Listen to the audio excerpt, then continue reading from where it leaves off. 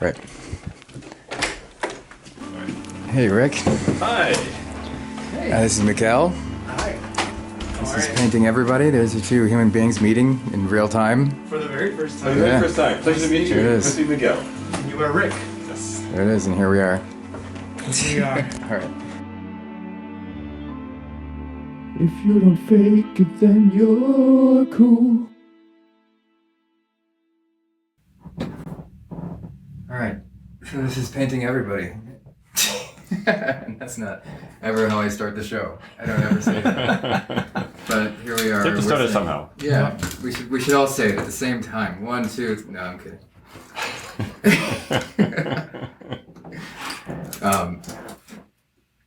So this is an interesting concept, but also an interesting couple of people in the room, I think. You are familiar with Rick, or do you work closely with Rick DeJong?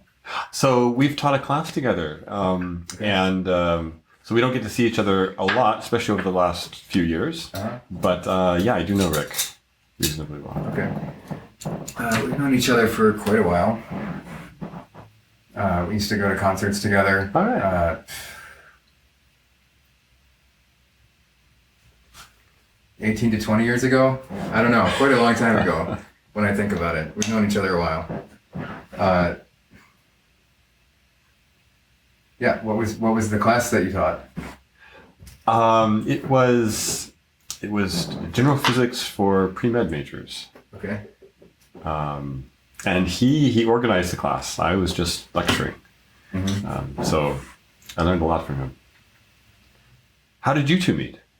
Rick and I had some mutual friends, and I think my brother played Dungeons and Dragons growing up with a bunch of his friends. Oh, fun. He played Dungeons and Dragons, and Yeah. all of them became friends. They didn't play very often together, my brother and him, but they did know each other.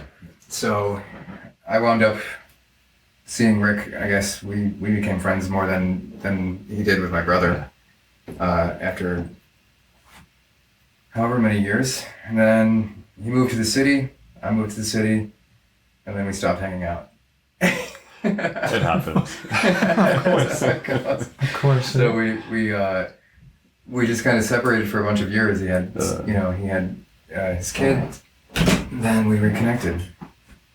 How did you wind up in this room, Miguel?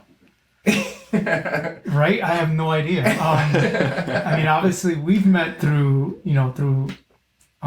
just kind of like the party scene. Yeah. I think you were going to our dark wave disco events, and that we were having at Sonotech back in 2005 through until it closed. Yeah. I think that's how I originally more or less met you. Yeah, definitely. Pretty casually, pretty much in passing. Yes. Yeah. Yes. And time. I mean, I didn't see you for many years actually. Yeah, I moved. You disappeared, to Europe for a while. Well, I did. I moved to Europe. I moved to California for 6 years, also. So see, that's Yeah. where you went. So I came back and I was a bit of a ghost, I guess. Yeah, that's how that goes. That was fine with me. It's good to disappear for a while sometimes. Definitely. It really is. Especially in the industry that I was in, I mean, as far as the music industry, where it's for many years, I mean, I started doing this DJ thing since I was about 11 years old. So this was back in 85, 86, and kind of my whole entire life was always that, kind of the party. And so it's really nice to disappear for a while and get away from that. Like, as now that I'm older, it's kind of going toward that where, it's less wanting to go out, less wanting to take on DJ gigs. Yeah. I kind of jumped into more of the music side where, I have a band, I have, I'm a mastering engineer, so I do mixing and mastering now as well. So it's kind of more behind the scenes now. Yeah. And I'm okay with that. Yeah. I'm totally okay with Do you that. think you prefer it? Oh yeah, absolutely. Just as now, or do you think that you would have liked to do that all along? No, I think, sure, when I was younger, I think that, you kind of want to be part of the party and part of, just the action Yeah. more or less. But I think once you start getting older, it's not as easy to be DJing 3-4 nights a week and then having the full-time job. You're getting home 4 a.m, have to get up 6 o'clock sometimes to be in the office or be wherever you needed to be. So Right. that kind of got old. So you're 6 a.m. Right now, I'm still like more or less. I mean, I'm getting up 6 or 7 depending if I have to go into the office or not. That's good. Right now we're still in hybrid, so. I'm 5 a.m. myself. You are? Not preferred. I'd rather I'd rather it be like 8. I don't know. But And I've found too, like the older you get, like you can't really sleep in anymore. Like no matter how late you go to bed, it's 7 or 8 o'clock and you're already up. You're like, damn it. So Indeed. it's not really as easy to like say, I'm gonna sleep until 11 or 12. Not even humanly possible anymore for me to do that. Yeah. So when you compare your time when you were more on the floor DJing and to now where you're behind the scenes in the office, what's the difference in creativity? Because I can imagine that there's creative aspects on both sides. Truthfully, there isn't a big disparity between the two, to tell you the truth. I feel for me it was more or less like a natural progression from the DJ to the producer.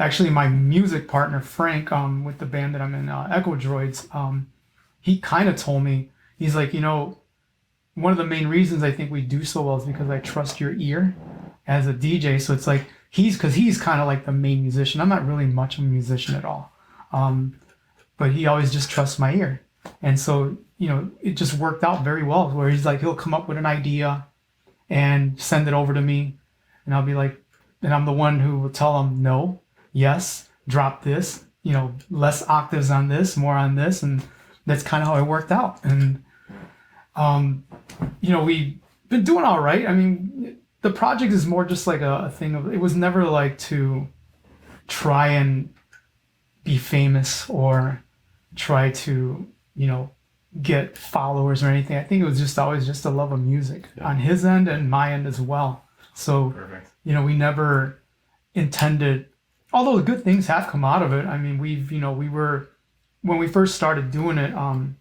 which our project started probably about 2011. And, within the first few years, we, got to play like Lollapalooza parties.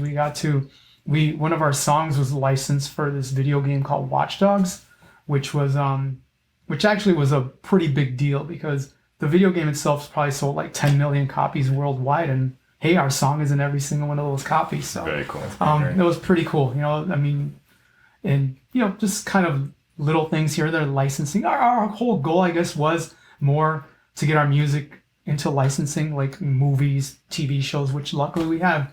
And actually, one of the TV shows, which was a big deal, was our song was being played during this interview with David Lynch, which was really, really cool. Oh yeah. So Nice. so that was pretty awesome. So we've done a few things here and there. Right now we're kind of in chill mode. COVID hit and we weren't really able to hang out too much. So a lot of our work was kind of through text and Dropbox. It's like ideas back and forth, and that's kind of how it worked out. Awesome. But I mean that's kind of like the music side of things. I think I just like try to take on all these creative projects at home. Especially when we're stuck, for 2-3 years at home and not being able to go into the office or go out anywhere. You got to try to find different outlets to stay creative and busy. So you started looking at the sky. Oh yeah, that was, yep. I've always had been into astronomy as a kid. I think, I remember grammar school, like all of my science projects were always about the solar system. You build those dioramas and, I was always intrigued by science in general. And fast forward like 40 something years, I'm like, all right, this is a good time to just finally get a telescope. So, told my wife, I'm like, I'm gonna order a telescope. I mean, we're trapped here, might as well just take it out in the backyard and see what I can see. And went from buying this monster 8-inch Dobsonian telescope. Okay, yeah. Yeah, and it went from observing to like, I want to take pictures. So, sold the Dobsonian, bought an SCT telescope, which was not entirely for photography, but it worked at least to get my foot in the door. So, I mean, this was, maybe like 2021. So when I first started doing this, and just kind of progressed from there. Another telescope came, and that one was more for for photography. So I've been really deep into it. In the last I would say the last year or so, I really got into astrophotography. Going out to dark sky parks, going out to my wife and I recently went to Mexico to for her friend's wedding, and I told them, like, you know what, I think I'm gonna be bored.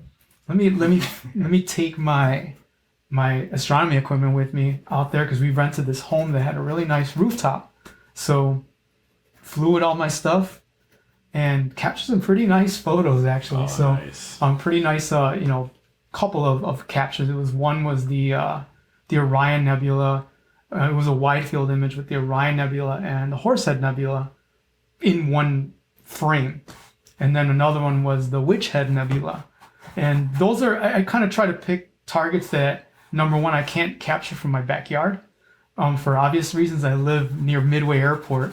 So it's absolute hell to try. Like, you're sitting there a lot trying of light pollution. Yeah. That and the planes, because I'm literally facing south.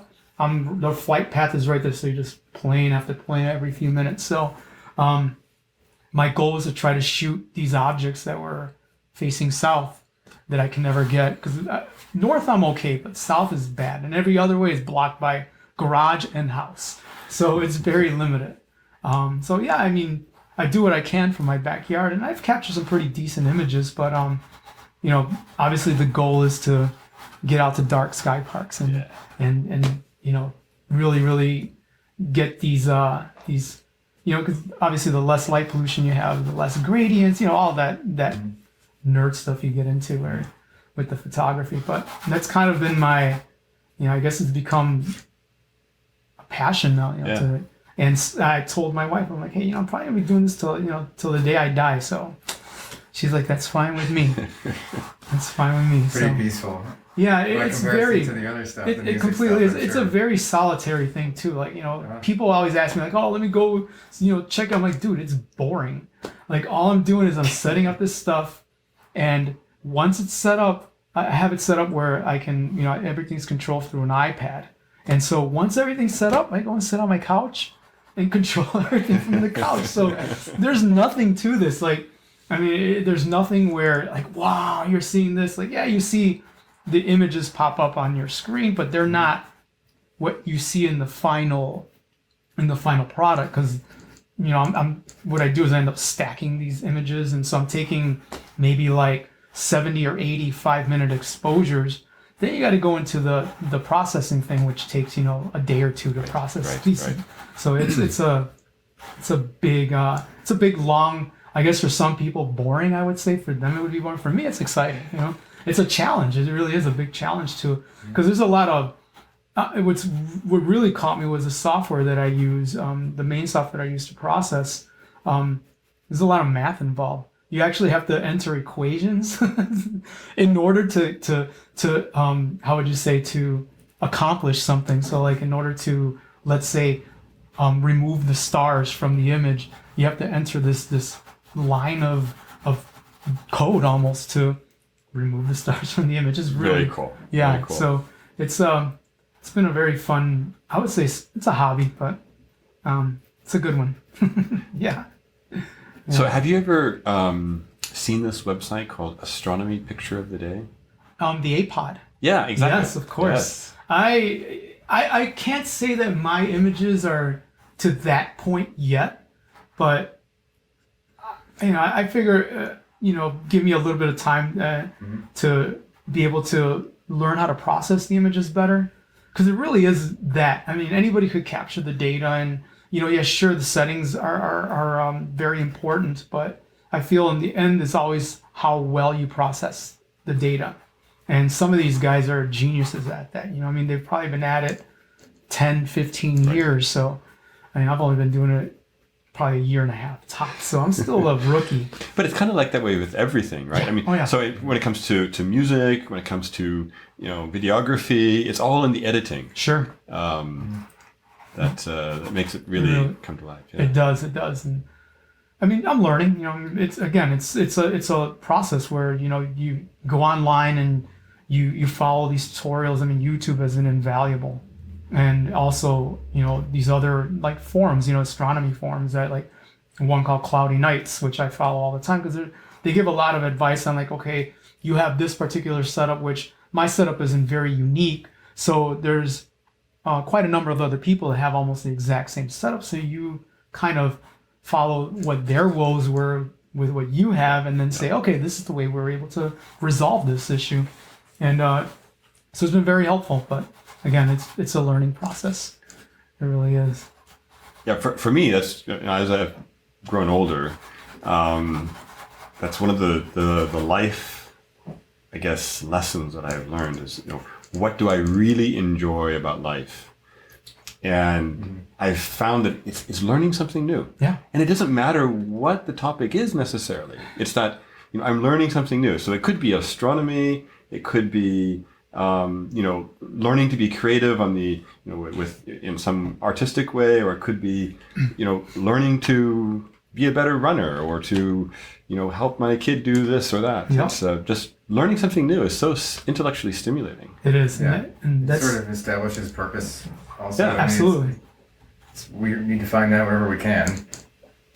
It's not sort of so ingrained in society anymore. It's a little bit more open to interpretation of what our purpose might be. Right. And I think that, learning and trades and what has kind of become only safe to practice in hobby for most people, I think, it seems to be what gives people the most purpose in life. It's like the safe path is the path that leaves you not living in a tent on the street, but also you don't get to take such risks that you do with your hobbies, that you can,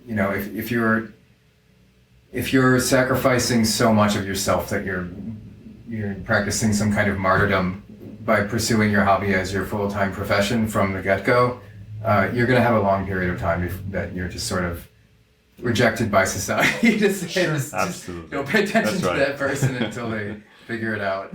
That's right. That's right. But when they figure it out, it's like, okay, that's a good person to listen to. There's like I think there's something nice about that. I don't think that one path is superior to the other. I think that there's a nice, refreshing realization within that fact, I think. For me, anyway. I absolutely agree. I also think that, learning something new, pushing your horizons beyond where they are, it just brings in all sorts of creativity too. Because you're experiencing this new subject for the first time. You're asking all sorts of naive questions, or you think are naive questions. Some of those questions, it turns out, are pretty deep. You just didn't realize it. And, so amateurs in whatever hobby we pick up, actually, like in astronomy, you can actually push the boundaries in really impressive ways. Amateur astronomers are really on the forefront of, tracking asteroids, or identifying asteroids which possibly could, impact Earth at some point, and or discovering new nebulas, discovering new objects. Comets. It's crazy. It's really awesome. Yeah. You're right. And even supernova, because you never really know when those are going to happen. Nope, you don't. So that doesn't just happen in the movies. Right. From what you're saying, amateur astronomers are discovering asteroids. You said that. Yeah, absolutely. That's something that we're experiencing. We are. That's pretty cool to hear. Amateur astronomers That's are very awesome. serious business. Absolutely. It's awesome. That's a nice crowdsourcing. It is. Just to protect the Earth from. Right. From destruction. Yeah. Yeah, and back to the topic of like just taking on different hobbies. I mean, it's so important to kind of stay stimulated, your mind and just everything. I mean, like right now, at home, it's like, we're running out of space in the basement because like, I ended up buying a 3D printer. So it's like I jumped on that, and then it's been cool. I learned how to kind of do that. And of course, there's always that room for improvement, but took on that hobby. Then took on like another hobby recently, which was my wife has one of those silhouette cutters, the vinyl cutters. So I was like, let's see. It was just sitting around, like, and I bought it for a few years ago, and I've never touched it. I'm like, let's see what I can do. And yeah, I started making these like decals for like laptops, and started layering the vinyl and all that. So again, just I think for me, it's just always like to keep thinking, to keep kind of like, all right, how can I make this better? And that you're always going to be, even when you're not doing it, you're kind of just sitting there like, oh yeah, how can I kind of make this a little better? How can I produce this decal that can come out a little bit more cleaner? Or with music, same thing, like how can I have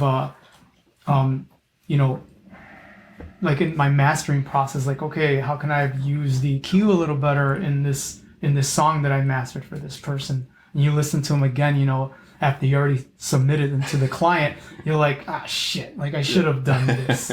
But it's always just that, like where you're trying to always improve yourself. Right. Yeah.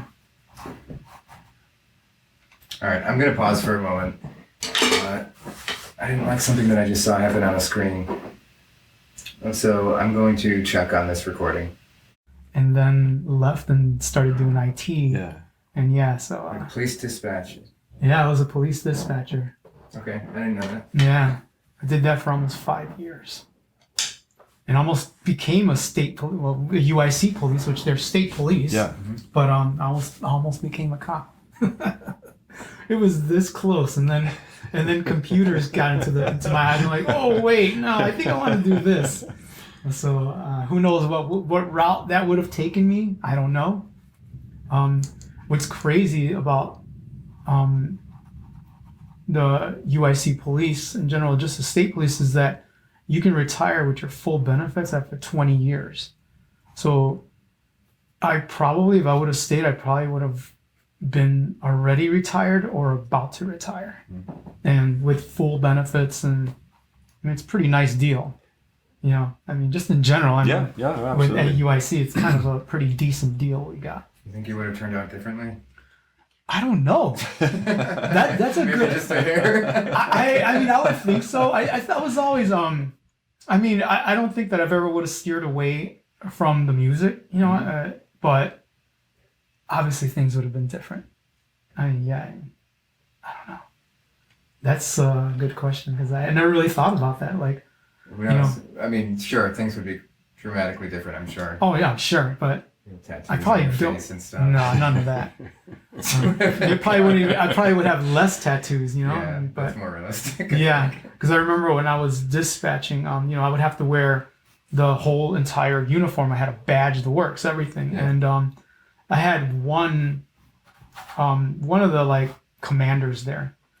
He was always on my case about the way because I had my piercings already, my ears, and I had like, I was more or less pierced up, and he would always be like, take those off or cover them, blah, blah, blah. So I'm like, all right, I get it. But even though I never went out, I mean, I was just in an office stuck, on, just kind of dispatching. So you were never out in public, but it was what it was. But yeah. And it's funny because after I left there, when I started doing IT, I ended up working at the so I went from one police to the other. I ended up going to Chicago Police, doing IT for the 911 center. So, yeah, so it's like from one law enforcement thing to the other. But this way, did it lead to the other through that opportunity? Or no, not really. Was it No, totally I think separate? no, it was totally separate. Actually, I got that position thanks to my sister, because she was already working there, and she's like, oh, you know what? They need like help desk. It was very basic level 1, which is what I knew, and like they just needed help desk just to kind of help them with like, the main 911 dispatcher floor, like, in case they need a new mouse or something's not, like simple things. So That's kind of where it started. And then I circled back to UIC in 2014 and ended up working for the Vice Chancellor for Research. And that's how, kind of no plans on going anywhere. Well, that's fantastic. So throughout this time, you've maintained your DJ and producing sort of life in parallel to that. Yes. So that's really busy. It was for a long time, especially like, I don't know how much you were into here in Chicago when we were doing the dark wave disco thing. So it was a trio of us. And during that particular time, which was about 2005 through like about 2010, was an extremely busy time. I mean, I still had the full-time job. It was just doing IT work, not, anything too crucial, but, we're DJing 4 or 5 nights a week. Wow. That's intense. It was, so much. it really burned me out. And those go late too. Yeah, Did you stick around until the end? Oh yeah, always. Was that the You culture, always, right? because either you stuck around to get paid, Right. or you stuck around because you were just partying, and then there was always the after hours. Yeah, and I wasn't young; I was in my 30s, so it really burned me out, like completely. I got burned out at the end of that. I was like, all right, man, but we had a lot of great, opportunities. I mean, we got to travel. Well, I got to travel to like Iceland to DJ, to Mexico. We ended up playing Lollapalooza in 2009. So, I was very grateful for the opportunities I was given DJing. But, it really took a toll. It really took a toll. I can imagine. So, then ended up getting married in years down the line in 2015. I met my wife in 2009. So that was, kind of where things started chilling out a little bit, thankfully, because it was pretty intense for a while. It really was. Yeah. So You married, Rick? I am married, very happily so, yes. how long? It's been a while. We got married in 2001. Oh, wow. Okay. So that's, 22 years? Something like that?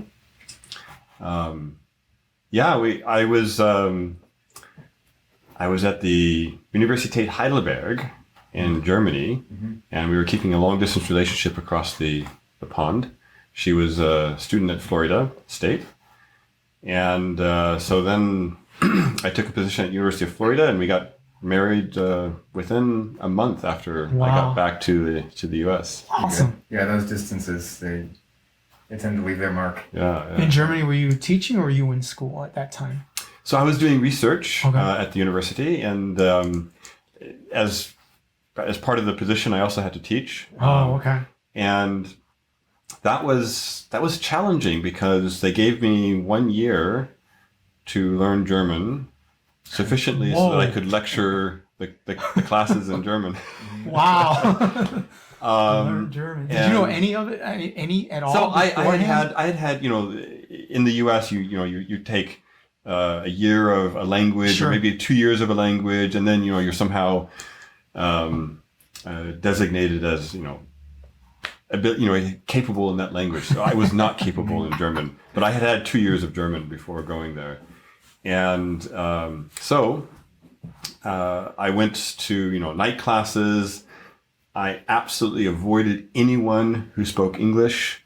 So it was. That's a good idea. To get a flat, you have to pick up a phone and have somebody hook up the water and the electricity. And I remember that was just like the most scary, most difficult thing to do. But once you get past those things, you realize that the brain adapts so quickly to, new environments. And after, I don't know, maybe it was a little bit more than a year, I was able to lecture in German. I wouldn't say that I could answer questions very well. So if they asked me questions, that was a bit of a problem. But did you have an assistant for that, or was that? Sorry? Did you have an assistant to help answer the questions, or was that just? No, I didn't. Their problem. That's right. I wish I had a TA. No. But yeah, so it was a great experience. What pulled you to Germany? What specifically led you to want to study there, to teach there, to work? So when I was at university, I worked on an experiment in Switzerland Uh-huh. called CERN. Well, the laboratory is called CERN, and the experiment is now no longer around. But so during that time, I would travel back and forth between Europe and the US. Uh-huh. And I realized that when I graduated, I wanted to move abroad and just experience the whole, life of living abroad for a few years. Sure, classic. And so I applied to a few positions. The one in Germany worked out, and it was fantastic. It was just really fun. I had prepared myself for, like the big things, like language is different and things like that. But it was the little things which really, really threw me for a loop. So now in the US, we're more attuned to recycling. But back in the late 90s, early 2000s, that was sort of a big shock to me. So recycling is huge in Germany and throughout Europe. But so, just little things like that made me realize that, this was a different environment. And, I adapted well. I adapted very quickly, but it was a great experience. Great experience. So, Adam, you've spent some time in Europe. How long were you there? Let's see, I was in Norway for, I think Norway and Sweden for a total of about 5 months. No, it was about 6 months. Yeah. So we were south of Oslo by about 2 hours in the countryside by the sea on this fjord. And we just painted every day and studied philosophy. And it was just The life. totally insane. Just this man who I regarded as the greatest living painter. And, oh my God. There's nothing like that. I'll never experience anything like that unless I go back. Been talking with some friends who studied there also about just flirting with the idea of visiting. But Absolutely. I mean, it would be silly not to. Yeah. Europe agreed with me very, very well. Yeah. Just the whole quality of life there was really great. And I didn't experience it too much when I was in Scandinavia because I was studying the way I was. Oh, right. So and really, I was studying with a master, like under a master's, more or less.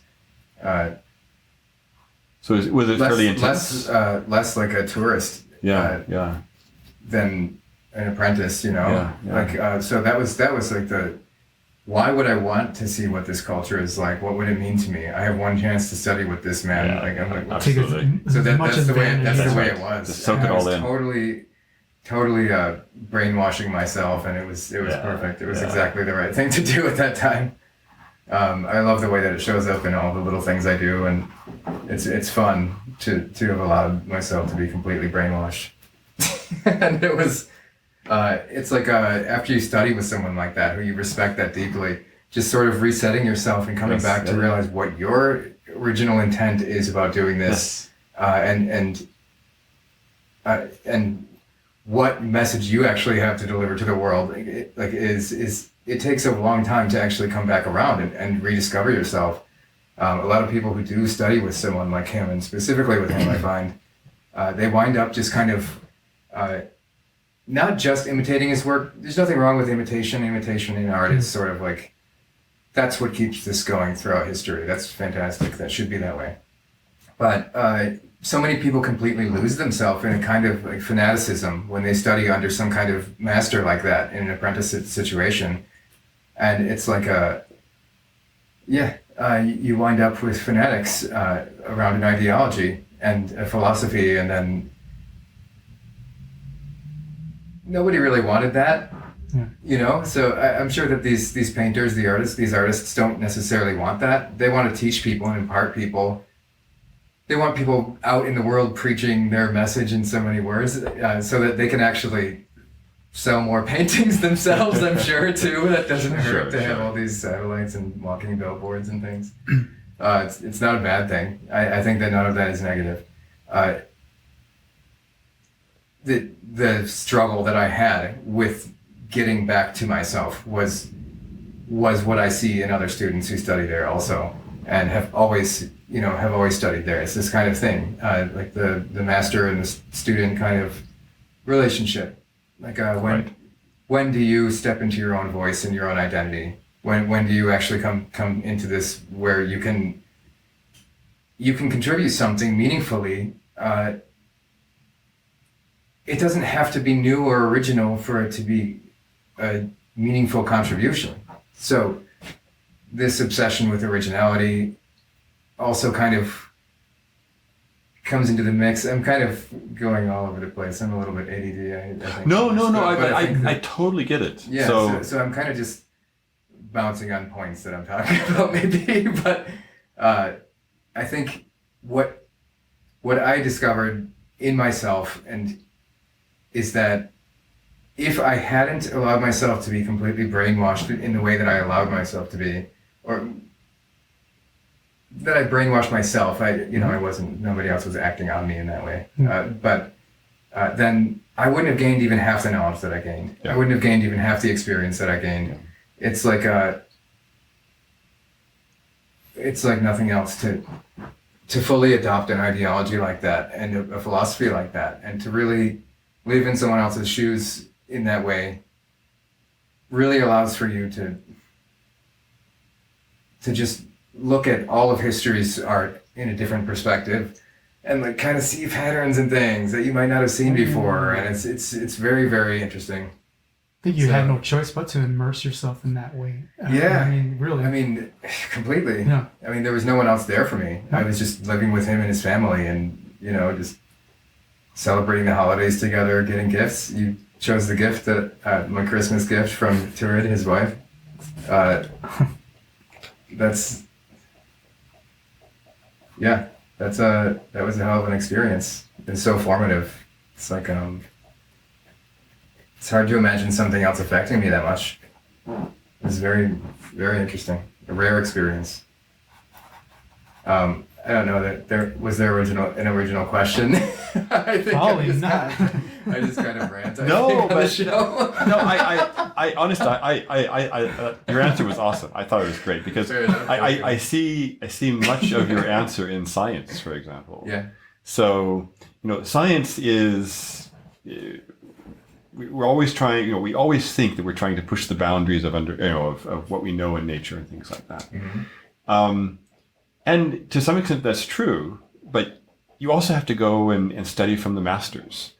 And you do that, you study from the masters, and then you try to push beyond. But there's a large number of scientists who really their contribution is not pushing the boundaries of science, but really helping to understand what has already been discovered. And in that sense, you're not necessarily discovering anything new, but you're helping to understand it better. And I can imagine that in the art world, just understanding the creativity of a master, mm-hmm. And helping to bring that to others can be just as rewarding, or very much rewarding, yeah. as trying to go and plot your own path and do your own thing and somehow find your own right. Creative niche. So anyway, I thought your answer was pretty awesome. Okay. Well, that's a relief. So see, you didn't go off on a tangent. It actually was something. You were actually telling us something I'll take that. Meaningful. What is your experience with art? I mean, where do you find art coming into contact with science in the work that you do? Yeah, and in all sorts of ways. So, I mean, art maybe is in the eye of the beholder, but for me, it comes in really in the creativity, and science is a lot about problem solving. So we end up doing a lot of, on my side of my group, we end up doing a lot of, computer programming. And, you're presented with a problem, mm-hmm. and sometimes those problems that you're presented with, nobody has ever been faced before. So you've got to come up with some solution, and you have to describe that solution to this problem in some particular language, like a computer program. Okay, so this is very similar to what you're describing. Yeah, and so when I was in high school, I used to like to play around with, just charcoal and white canvas and things like that, and do sketches. And I was always trying to get my textures right. And that was always difficult, particularly when I was trying to sketch out a human face. The proportions were wrong, and the hair looked too oily, and but with more practice and just sort of letting my hand just move without me necessarily thinking, I could get textures related to things like grasses and leaves and things like that, which were not too bad. Sure. And so I see how I carry that over into how we do science. It's all about problem solving. Intuition, is that what I understood? Yeah, like intuition. Okay. Yeah, is that like the hunch that the private detective has to find the criminal, more or less? And intuition works maybe 20% of the time. It could be. It doesn't often work very well, but sometimes it works great. And then you have this aha moment. And there is something I think about the validity of trusting your gut. Your gut is probably wrong a lot of the time in reality. Yeah. Most of the time. Our impulses are pretty right. jacked up, I've got to say, at this point. Yeah, that's interesting. Yeah, and then we usually remember the times we were right, and we don't remember the times that we were wrong, but even though we were wrong most of the time. Right. I was definitely right more times than I was wrong in life so far. Absolutely. That's the biggest lie I've ever told.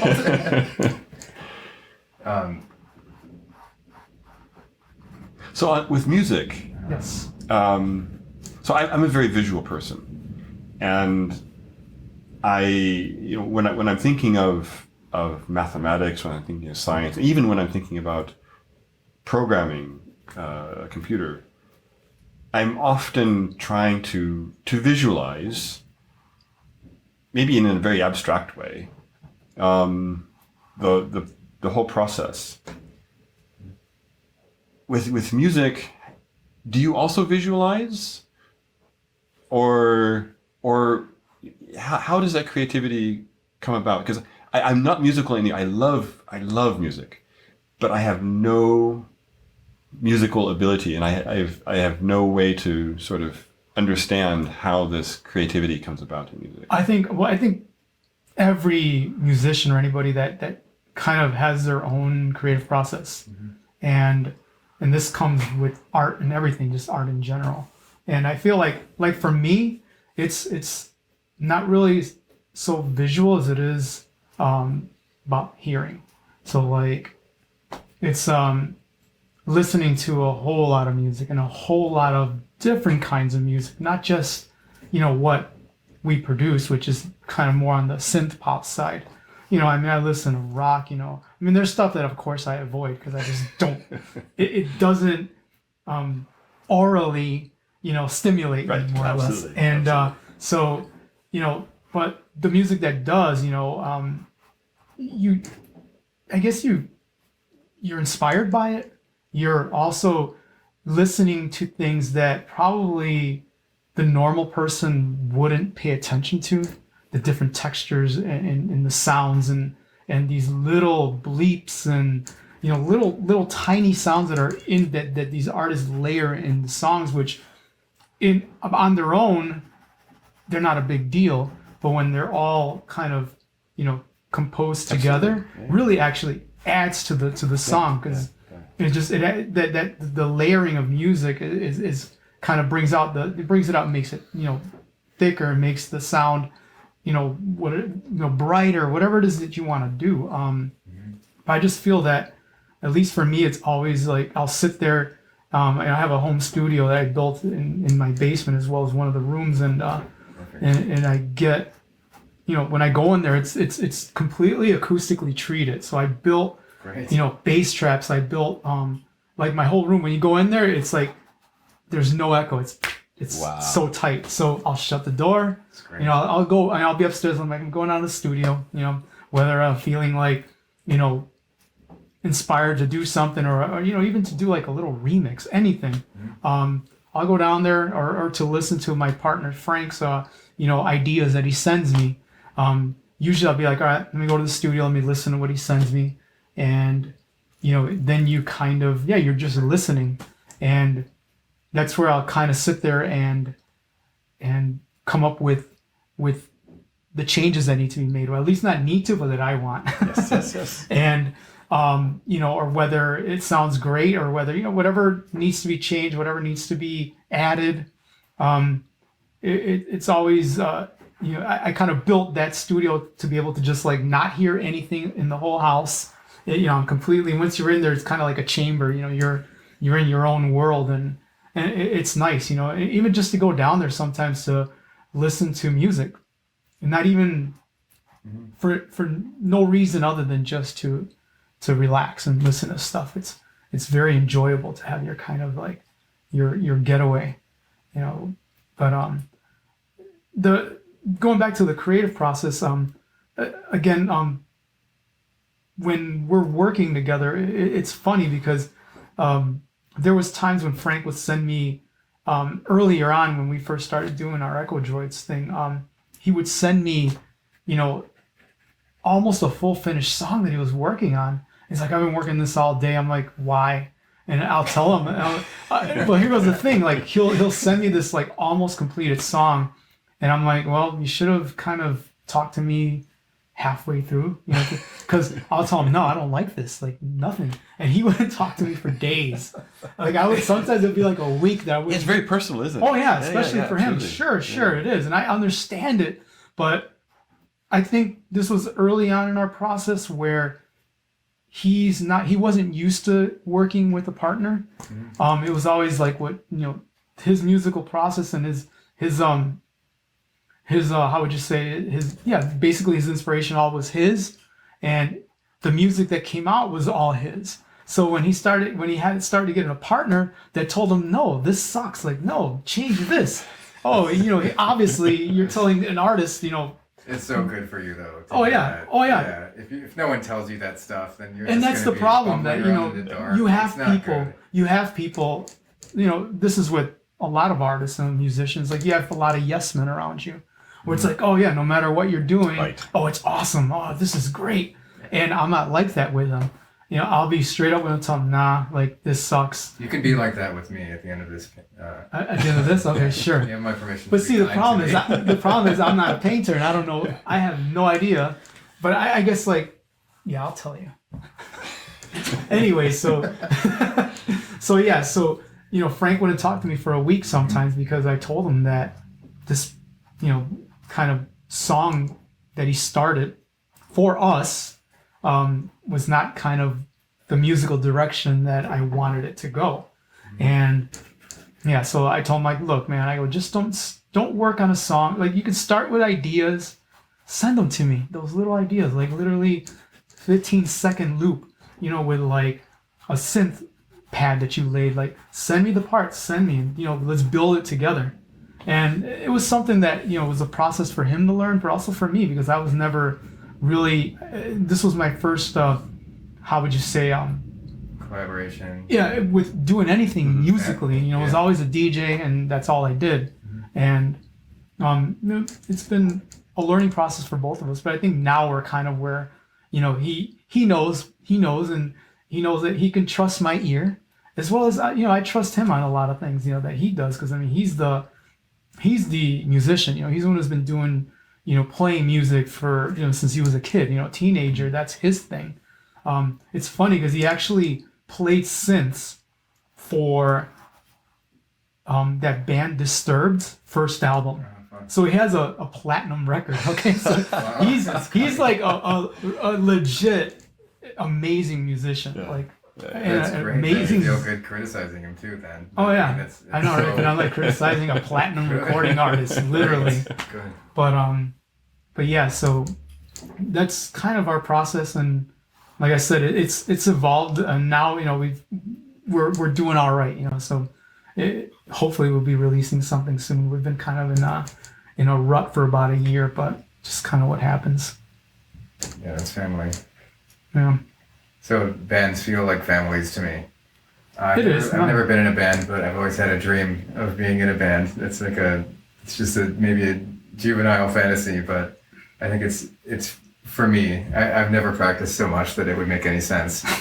But there's this fantasy, and I've been friends with so many musicians that I get to see them interact, and yeah, they are like family members. Yeah, he's like my brother. Yeah, he's my best friend, like a brother, 100%. Yep. It's great.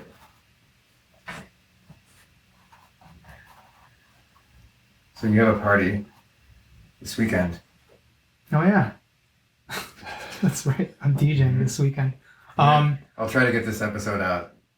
Yeah, right in the before next that. couple of days, so that this is relevant. What I'm So mentioning. April 1st, my friend Grant does this festival. Is doing this festival called the Vampires Ball, and it's at the Epiphany Church, right there on Ashland and Jackson, I believe. So he's having the festival, bringing in some bands, performing, DJs, local DJs, a lot of friends obviously, and we're DJing. I'm DJing the official after party for it, with Greg Corner and Patricia and like Pantera, who are kind of like we're the resident DJs for this trust party that we do, and yeah, It's fun. It'll It's a be- neat environment. Feels yeah, like. it's a really cool environment. Right. There's not a lot of parties like that in Chicago, No, unfortunately. it feels like Blade, like a scene from the Blade movie. Especially in that new venue. Did Yeah, you go? it's so It's vampire called feeling. Smoke and Mirrors. Yeah. And it's in the Sounds awesome. It's in the basement of Concord Music Hall, which is like a music venue, and you go down literally like 2 flights of stairs down to the lower level, and it's just all red, Yeah. and you go in It's a smoke, lot yeah. of smoke, Yeah. and Lasers. It's pretty cool. and Yeah, it just feels- dark music. feels nice. It's all dark electronic music. So it's a fun time. The last one we had was really, really good. Mhm. And so this is the second one in this venue, and it'll be the official afters for the Vampires Ball. Yeah, it'll be fun. Yeah, so that's my next DJ thing that I got. Actually, this month is pretty busy DJ wise. Like I have Good. the 15th, I'm actually with Frank. So before we started doing Echodroides thing, Frank had a band called Echo 9, and he wanted to kind of perform his stuff live like a couple of times this year and say be done, So I'm part of the band. And so now the 15th we're doing this live performance at Low Res Brewery in Pilsen, and doing that the 15th, and then the 29th another DJ thing so that's in Pilsen at Simone's. So for me that's busy, because usually I'm DJing maybe once or twice a month tops, and now it's like, oh man, 3 times plus a live performance. It's like, Great. right, It's like the old days, right, from what it sounds like, right? right.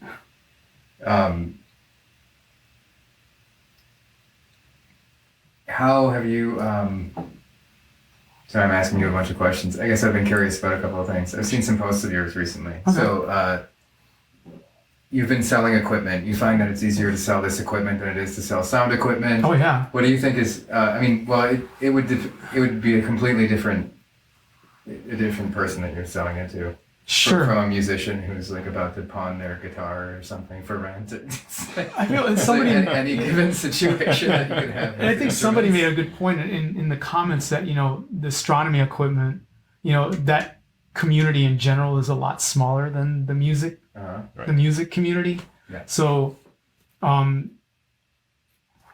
there's assholes in every single like every single. Now I want to know about the astronomy. Yeah, so like, Now. yeah, of course. This is getting good. You have you go into these forums and you have these elitist people that that been doing it for 30 years or so, and these guys are old dudes that sure that they're not embracing the new technology that's out because they consider they consider it cheating, because you're able to again, I'm able to do my astronomy from my couch, my photography, my astrophotography from my couch because everything's controlled through a computer. And save Earth from an asteroid. Sure. However you get there. So yeah, you'll have your purists, and that's again in music. It's in music with DJing, with musicians, with like the analog versus digital. It's everywhere. You have your assholes in every single, like I said, in every single profession. Of course. And although it's a lot less with the astronomy, at least from what I've seen so far. And I think going back to the selling of the gear, being that it's a smaller community, there's less people that are out there that are going to come at you with like lowball offers and try to like haggle you for almost nothing. So it's been, like a post that I made, it was like I'll post, let's say anything from that's a $50 piece of equipment to like, I've sold full equipment that maybe like, cameras that were like $1,000, $1,200, and they all sell within a day or two. Like no joke. The fastest one was 5 minutes. The post was approved. 5 minutes later, I'll take it. It was for this like a filter, and I was like, whoa, okay, this is crazy. So I know that I never have a problem selling into this stuff because I think what happens is like a lot of the equipment you buy, even though you do your research, it's a trial and error. Sometimes it's not going to work out with your setup, and you're trying. First off, here in Chicago, we've had shitty weather, so I can't go out and test out the equipment for weeks at a time. And by the time you get to test it out, the return period is done, so you got to sell it on the market. And fortunately, most of these people won't lowball you, and they'll buy the equipment from you. So yeah, but that's not the case with music gear, which I also have sold. Yeah. And it's like that's a nightmare. Sometimes you just end up wanting to keep it just because you don't want to deal with people. But yeah, that's I was seeing some recent breakthrough that's happened in, is it quantum imaging, or is there some kind of I saw something had recently happened where the medical profession might be changing as far as their ability to image the human body. And could be. I haven't heard anything about it, but okay. it easily could be. Okay. What I do is more on the ultra pure abstract science, which is smashing things together and seeing what comes out. Okay. That's awesome. So testing God. Yeah, exactly. So, yeah, right, exactly. Testing God. That's good. So it's like my son, he loves to smash things together and see what comes out, and you just sort of never grow out of that. Mm-hmm. So yeah, I have not heard about that. I didn't read anything but on it. Could be. I just saw it pop up while I was kind of running around this weekend. So yeah, I was curious if you knew anything. Can't speak to it at all. Sure. All right. Well, let's just assume that yes, there was a breakthrough. Sure. That sounds good to me. I'm sure they are. No matter what. I'm sure there is. Yeah. I'm sure there is. I did lecture my son's school 7th grade class about whatever their science was, but I didn't talk about imaging the human body. No. I've recently had some images of my body that were pretty fun and educational. All right, MRI or not like yes, CT scans. Okay, yeah. I just had surgery on Tuesday night to remove cancer. So testicular cancer. Oh right. So I'm standing here this many days wow. later. Wow, that's pretty serious. Killers, just a couple sips of wine, and here we are. Good to go. So what was that like? It was pretty comedic, honestly. Yeah. I mean, it's just it's an illness that's rife with ball jokes. It's funny. It's like there are so many opportunities for levity in this. Absolutely. And it's not like brain cancer. It's like, what's funny about brain cancer? It's like it's not. Yeah. Balls are fun. Balls are fun. And you're one less now, right? Yeah, exactly. Well, I mean, I opted for the prosthetic, so that was like a. Oh, really? I hear that it's about 50% of people who do have it do opt for that. So it's pretty much half and half. That makes sense. And yeah, I've been joking about that quite a bit actually too, for obvious reasons. That's easy joke. It's interesting though. Like, I wonder what. But the also prosthetic. the levity is helping quite a lot. Yeah, like the prosthetic. Like, what material is it? Right? Like, I mean, did they tell Is you it like like Do you know silicone like the or? quarter machines, like the super balls? Yeah. Yeah, It's like basically that, rubber? but it lights up when you hit it. That. See, now that would be insane. So,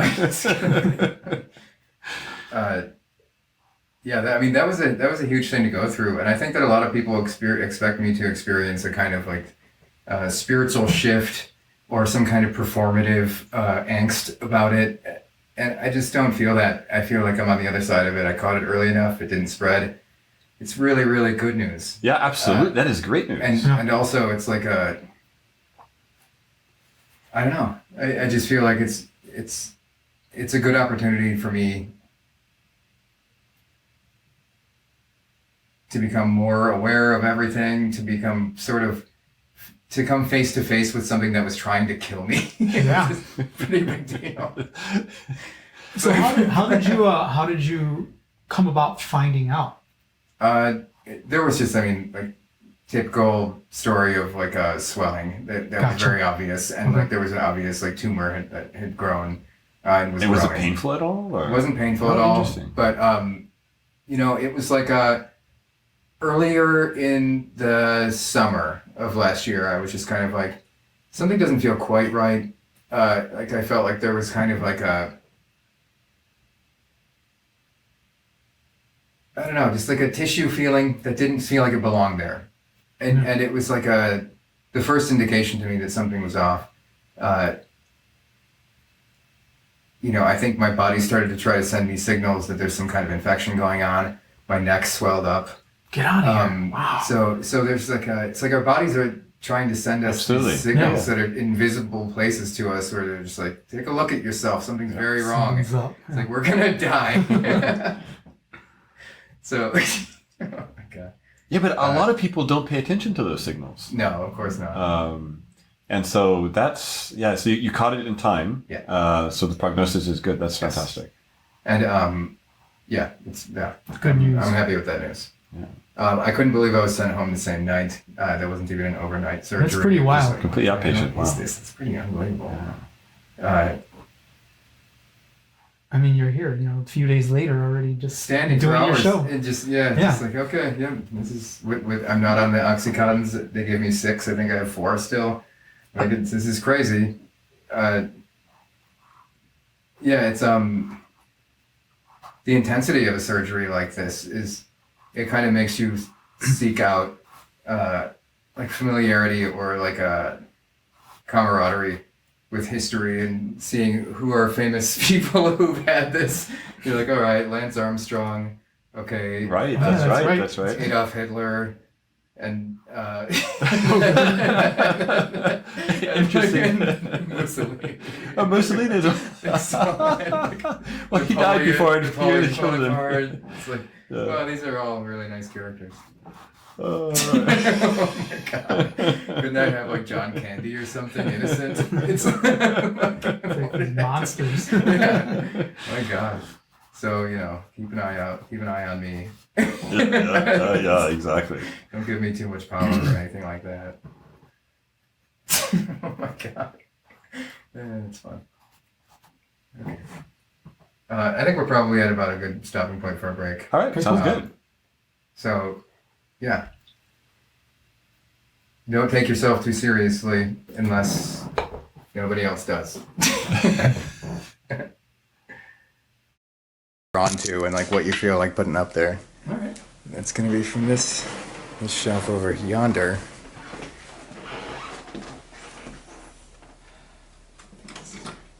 It's pretty good. That is a gift from Turid Nerdrum. She gave that to me when I was studying in Norway. This is cool. It was a Christmas gift. That right there, I think that's a good spot for It's it. a fancy spot. All right. Yeah.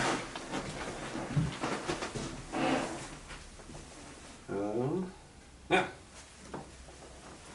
That'll work. This I found on the street. It is entirely insignificant to me, but maybe it means something to you. You found that thing on the street. It felt right. It felt right. It's cool. All right. There we have it. There are 2 new items, 2 new people. On the mantle. Okay. And this is us being back now, and we were gone. No, we're not. We are back. Yeah, we are back. All over again, starting from the beginning.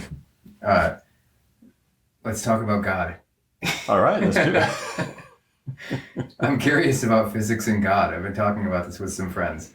The God experience that we have in things like synchronicity, and how we have this kind of divine mystery of synchronicity, and we kind of equate that with the God experience and this divinity. I wonder how many parallels you're finding in physics and in science, where there's this inexplicable thing that behaves in such a way that it seems divine or perceptible to humans as being divine, but is actually just commonplace. I'm thinking of the experiment where photons are shot through holes. Yeah, like the double slit experiment. Yeah, exactly. And how that seems so inexplicable to me. That might be perceptible as the God experience to a person on some other level. When applied to something else. Interesting. Okay, so I've never thought of it that way, but I've been yeah, thinking about it, talking about it with very some cool. friends Okay, recently. I very thought I'd cool. bring it up. So, well, my feeling of science and God is that for science, we're all about trying to explain or trying to understand the world around us better, and you can always come up with different explanations. But it's as a scientist, I kind of feel like if you use the God explanation, it's sort of like you're just sort of wimping out. It's I don't know what's happening here, so use the divine explanation. Sure. That I also get the fact that many people don't see it that way, and often what they think of is that, well, this is the laws or the way nature works is so incredibly intricate and symmetrical and beautiful that there must have been some sort of maker, a creator. Yeah. And so they see divinity in that sense. Right. In the case of the double slit experiment, this is there are mysteries there which I think we still don't understand. Yeah. At a fundamental level. And we all know what the double slit experiment is, correct? I'm not that familiar with that. Okay. No. so the double slit experiment is that, so suppose you take take a wall here and put 2 slits. Sure. And now you take an electron gun. So we all have heard what an electron is. Yes. More or less. We think of it as a particle, but it can also be a wave. Better to think of it kind of like both. And so you fire this electron at these 2 slits. And the question is, through which slit does it go? And so if you close your eyes and you don't look, it goes through both. And you on the screen in the back, so if you were to send waves through these 2 slits, you would see like an interference pattern. So you know this from acoustics. Yes. You get destructive and constructive interference depending on the wave crests and troughs and where they sit. So if you don't look at which slit the electron went through, then you get this beautiful interference pattern. So it's as if the electron has gone through both and it's interfering with itself. But if you detect, if you allow it to go through both, but you look to see which one it went through one or the other, and the interference pattern disappears. And this is known as sort of the Warner Brothers frog. Yeah. Yes. So this is exactly. So this is what you're talking about. Yeah. You're asking it.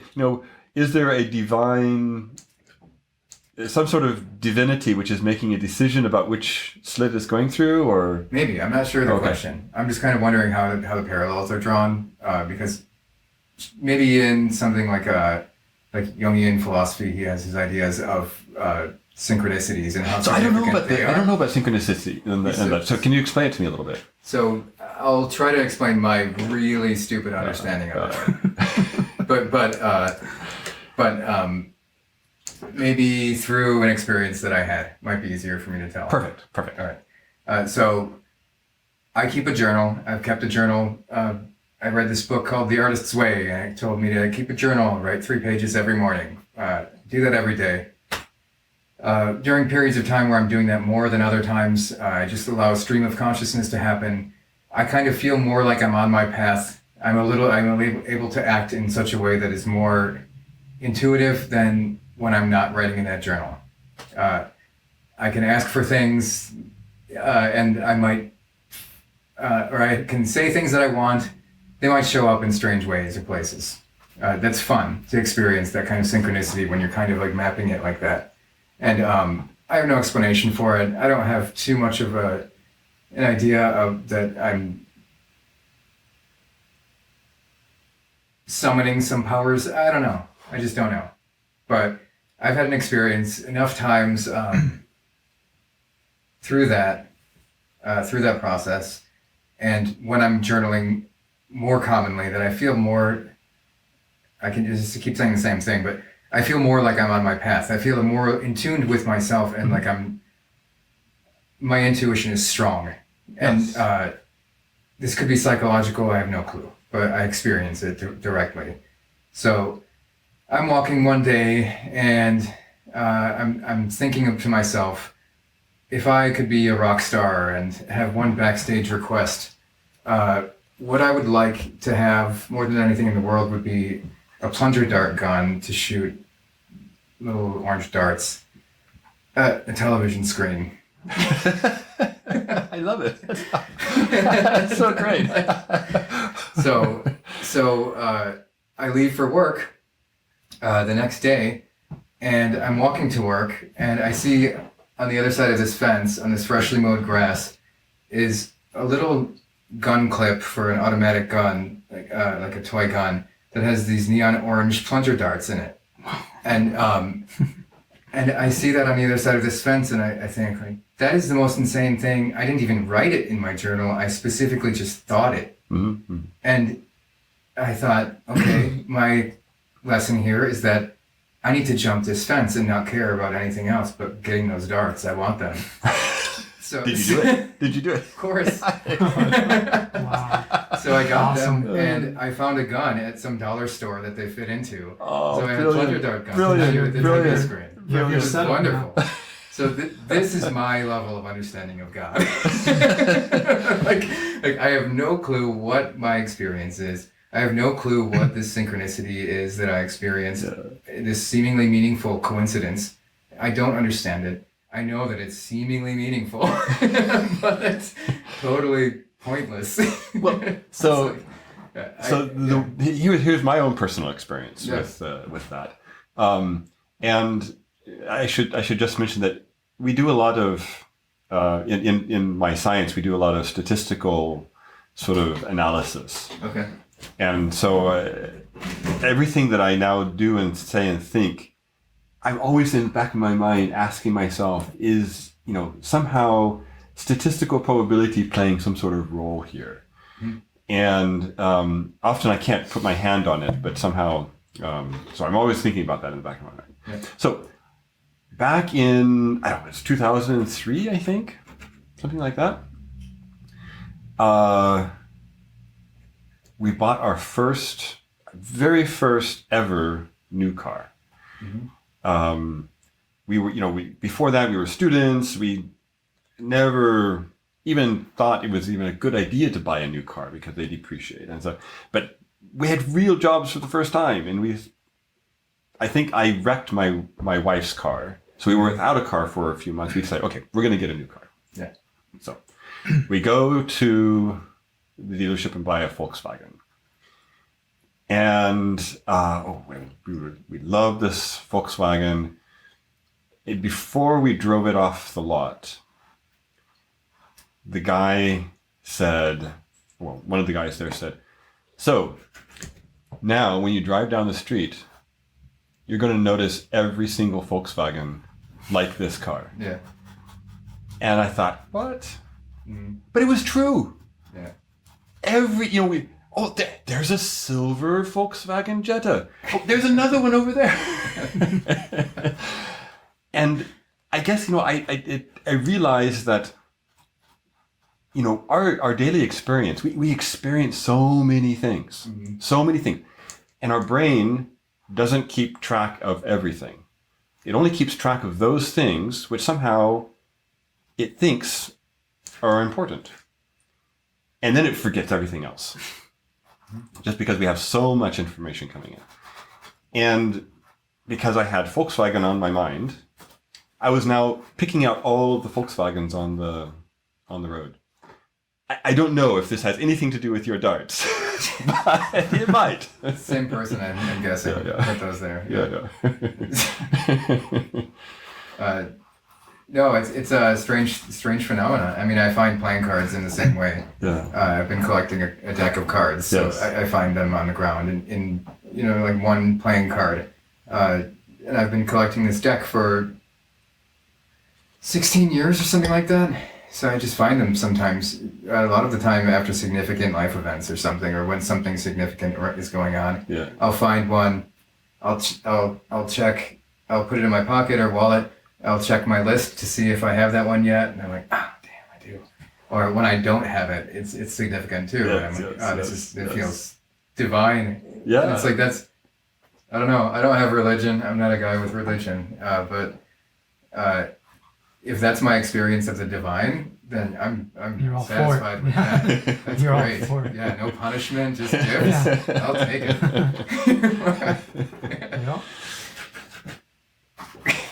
Presents, yeah. Yeah, definitely. Nice. It's like Christmas. Yeah, the divine. It's an age-old question, right? It's absolutely totally age-old and classic, very interesting. Mm-hmm. Miguel, what are your thoughts about the divine? I'm just thinking because I was raised being Mexican. Mm-hmm.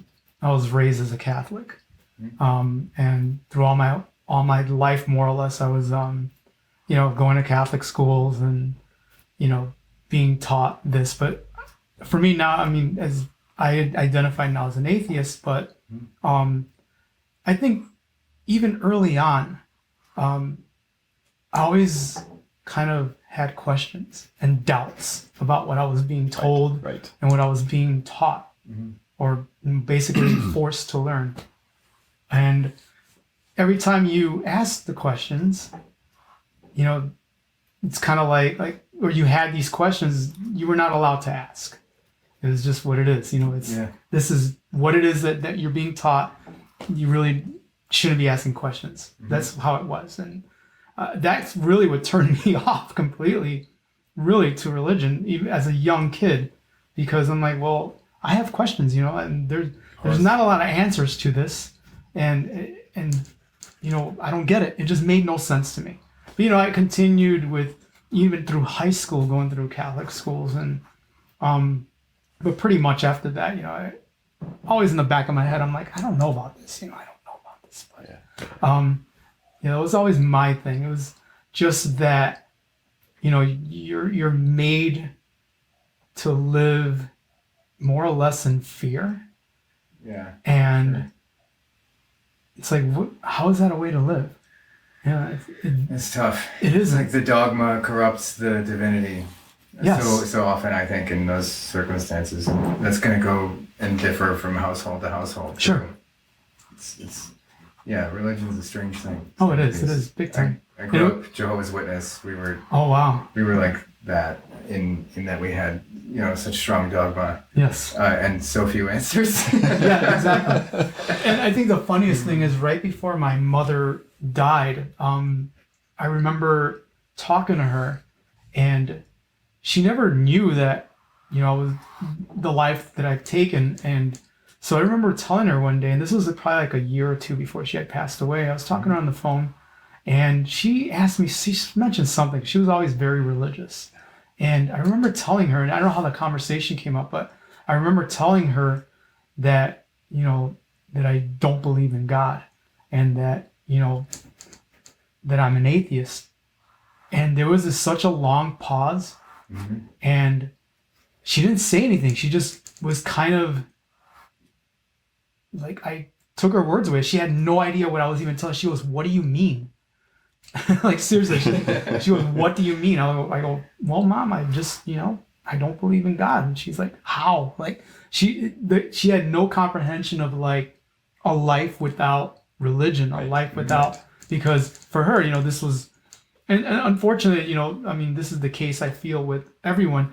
Let's say that there was, I always say this, I go, how about if there was a rule or like a law where kids are not allowed to be indoctrinated in religion, from an early age. Think about this, how many would actually take on religion when they actually have a choice? Oh, they'd have to be so lost to take on religion at that point. Exactly. They would be causing havoc, wreckage on the earth before they took religion. Yeah. It would have to be some sort of... pretty brutal. Yeah. So, I always think that, how powerful would religion be if that was the case, where people had, you weren't allowed to make a choice until you were actually like old enough to know right from wrong. Right. Yeah. So it is what it is. But yeah, some households seem to require it almost. It's really strange. Sure. I don't even know what my opinion is fully on that one, because so many parents grew up in such a way that they needed it in order to supplement something that was missing, like some sense of morality, or they didn't have a parent themselves or something like that. That this really fills the space, or they were drug addicts or whatever it might be. Yeah. So many opportunities. Provided some community as well. Yeah, baked in community. Yeah. That expects something from you and does not love you unconditionally. Right. That does something to a lost person. Yeah. It does. Feels like being found. So yeah, interesting. So you grew up Jehovah's Witness, you Catholic. So I grew up evangelical. Oh. And what I remember, so I also had these questions, and yes. And what I found was that if you ask these questions, not everyone, but often people would get very defensive. Oh yeah. Because you're at and then I began to realize that the people who became defensive and who were most defensive were the people who were not comfortable with those topics in the first place. They didn't understand them. They didn't dare to ask. They were just not. They were on shaky ground on those topics to begin with. Yeah. The people who had somehow answered it in some sort of satisfactory way to themselves, they could try to defend that position. Mm-hmm. But it was people who were more dogmatic were the most defensive, because they didn't understand their own position on the topic. Yeah. So we see different iterations of that in everything, I think. And like I was talking about the master who I studied with, even, for example, it's like the more dogmatic a person is under a set of rules that could be as arbitrary as an art form. Yeah. Depending on your worldview. Yeah. If you're talking about handcraft, it's a little hard to argue some of their points. But if we're talking about expression or whatever it is. But I think it's the same in so many different ways that we see, and we see that echoed in everything in society. I'm pretty sure, like political ideology, like social positioning, or I don't know. Yeah, I mean, so much. However, we've got it. It's just there are echoes in that same phenomenon in everything. That's right. We're all very lost. Pretty much. Humanity is doomed. It really is. Doomed is a better word. Yeah, we are doomed. And there's no way around We're it. sinking. There's no way around it. Yeah, it's great. So in art, because I think anything can become religious and dogmatic. Mm-hmm. But if you say what is the value of art? What is the value of science? What is the value of sort of any sort of thing? So does art need to have some sort of universality Sometimes. to be considered good? I would say sometimes. Sometimes, but not all the times, because sometimes it's not necessarily appreciated at that time, and it becomes appreciated later. Yeah, that's true. I agree somewhat. Yeah, I think that there is objectively bad art, and I think there are objectively bad artists. I think that it's just true. So Sometimes there are. I think that some people fool themselves in such a way that they deny themselves the ability to improve, and that to me is bad art. When someone falls into something like a dogma of their own design, yes, then that they become a parrot, their own parrot. It's like a parrot on their shoulder with their face. It's like their own face. Yeah, no, a little excessive with this metaphor. I just visualized that and kind of like, whoa. just parroting. Exactly. Yeah. I'm gonna Photoshop that. I'm gonna send you a picture of you with a parrot with your a face. parrot of me. Yeah. It sounds kind of nice. But I think that people start to make bad art when they become a caricature of themselves like that, and when they lack the ability to self-criticize, and I think also bad art can exist when an artist doesn't use an art form as a form of communication, because I think it is a language. Absolutely. And even if it is that interpersonal sort of relationship that individual has with their art, then that's what they communicate to the world from their sort of myopic world view or experience. Like, they can still be that. How can they bring that to the world in a way that's not just seeking external validation? Because that's when it becomes another failure of communication, I believe. And I think that's like that's what I'd like to try and get past. I'd like to try and get past the egotistical sort of art marketplace that encourages people to be those characters. I think that's a really dangerous thing to be encouraging, because you're stunting that person's growth, but also you're encouraging someone's really bad behavior. And man, I sound really silly in that, thinking that we could police that. That's idealistic in a way too, but I just want to say whose art sucks. that's what I'm trying to say. Like, that's all I'm trying to get at. It's like that's a bad person, therefore their art is bad. I don't know where I'm getting with that. I'll just say that was my point and end it there.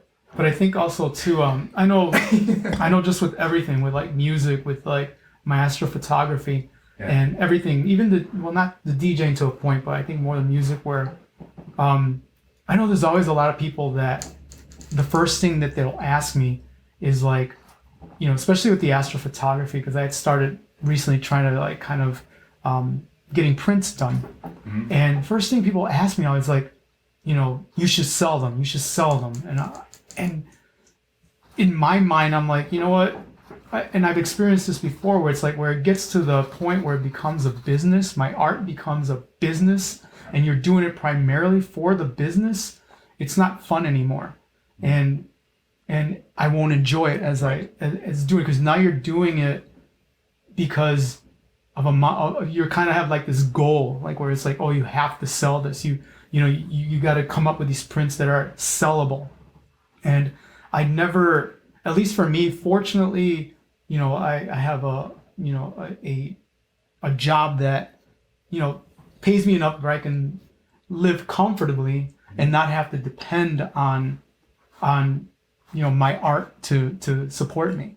Mm-hmm. So, and that always has been the case even with DJing, where it's like, I've never took gigs. Well, I think maybe once or twice in my life, but for the most part, I've never taken gigs where you're required to play what they want. I've always been the DJ that plays what I want. Yes. And it's if you're place to stand. And it's like, if you enjoy it, good. You book me because you know what I play, and that's how it is. And like I said, luckily I've never had to I was never at the point where I had to take a gig where I have to play hip hop or I have to play top 40 stuff, because it pays well. Fortunately, I've never was that DJ, and that's why I can never be your wedding DJ, because I'll play what I want, and I can never ever be curated to do something, because I'm not what I call those DJs they're not DJs, they're HJs, which is human jukeboxes, and that's what they are. I mean, it's like, you're not really, your creativity's gone. Right. And I have friends that do that, and even they told me, they're like, yeah, you know what, I don't even know what's going on anymore in the cool world of music, because all I'm doing is playing what's, on the radio, what's mainstream. Some, pays well. Mm-hmm. And, I mean, I understand where they're going because this is their livelihood. But as far as the artistic side of it, it's gone. You can't express yourself. And that's a big deal for me, at least for music. Like when I make my mixes for, Vocal radio, which I've been a DJ on for probably going on 12 years now. Oh, nice. I didn't realize that. Actually. Yeah, I've been a part of their DJ collective for almost 12 years. Awesome. And I'm required to submit a mix, new mix monthly. And my goal was, through these 12 years of a monthly mix, was to, number one, obviously play what I want, and number two, to try not to repeat a song. As the years went on, got really hard, and I've been pretty good about that. Where it's like, every I'm constantly looking for new music. I'm constantly spend hours and hours just digging for new stuff, and I just feel like it's always been very satisfying for me in that way. And I mean, I pretty much consider my DJ career going towards the end of my DJ career. I feel like I'll never stop being a DJ, but I feel like, at least playing out all that. I mean, I was talking to my friend who actually I started DJing with in grammar school, and we're like, we were talking, we're like, do you realize in a couple of years, in 2025, that we have been DJing for 40 years, and we sat there because this was at a party, and I'm just looking at him like, I can't even fathom that. The DJ thing for me has been my entire life. Mm-hmm. I don't know anything else. When I met my wife originally, it was right around the time when I was at the peak of my DJing, and I told her, I remember, this is all I know. I don't know how not to be a DJ and not to be out playing. And another funny thing too is that, people are like, I'm not really much of a dancer. And they're like, how are you a DJ and don't like to dance or don't dance? And again, I have to go back to you don't understand. I've been DJing since I was 11 years old. So I've always been the one that made you dance. Yeah. I was always the one behind the deck. Puppet master. Yeah, the puppet master. So I never kind of grew into that, being the dude dancing. I was always the one making you dance. Cool. So that was my excuse, and I'm sticking by it. When I don't really, I'll dance on occasion, but just not. It takes a special moment for me myself. Yeah. Oh sure. Yeah, so but yeah, that's kind of, at least as far as the art, and the monetization of it, I feel takes away from it. It really does, or at least interferes with your what you really want to do. That's what I was trying to get at. Yeah, I understand that. I totally agree. That's why I stopped trying to make paintings that sell. I've just started making paintings that I think should exist. And make you happy. Yeah, I think that there's something about like these altars and things like that. It's like nobody asked for that. I just felt like that should exist. That needs to happen. And the other in the kitchen, the girl with the bicycle. It's like this. Nobody's asking for that. Nobody wants to see that. They definitely don't. And somehow it just speaks to me that it needed to exist. So I'm like, okay, these are the paintings that I should be making. This is the language that I should be nurturing. Yeah. Otherwise, what is the point of me? You know, what else am I doing? Having said that, what is the outlet for you to sell your paintings and Gallery, but not only to sell them, and, but to get market them and get Sure. them, get the I've got publicity a painting, out there. I've got a painting in a show right now at this gallery on Chicago by Ashland called Povos, Povos. They just opened this new location there. They were located somewhere around Milwaukee, a little further east, just until recently. But that was a great first show that I was asked to have a painting in. It was a landscape show, and Luca, the owner, asked me if I had any landscape paintings available, and I didn't, so I said I would make one. So I made one, and I think it really challenges the idea of what a sellable painting is. But see, the thing with art, even music, anything, like you're always going to have an audience. Of course, it's not going to be as as wide as certain things, but there's always going to be somebody there that's going to love what you do. Right. This is a good painting. I'm very proud of it, and it was exactly like I described. Yeah. It felt like it needed to exist. Yes. So I borrowed this composition from Peter Bruegel of the hunters returning from the hunt with the dogs and the big snow-covered hill and the people ice skating below in the village and things. Awesome. I borrowed that composition and I used that to make this scene in Humboldt Park of this couple who are in love and having this romantic public sex moment. Brilliant. Wow. where she's sort of watching as he's masturbating, and she's just kind of just watching, and they're just kind of having this moment. It's like voyeuristic, and then over the hill is this police officer walking up with a flashlight on them, and there's a red sled that's against the tree by them, and next to the police officer holding her hand is this little girl. So there's this moment where it's like, this man's going to prison for sure. This guy's going to prison. This police officer is being forced to do their job because there's a child in this dynamic. Right. They can't just say, get the hell out of here. Yeah. Like, this guy has to be arrested and go to prison. And the woman is just watching as he's made himself in this extremely compromised position. He's the only one in trouble, and it's this moment where it's like, what is this story?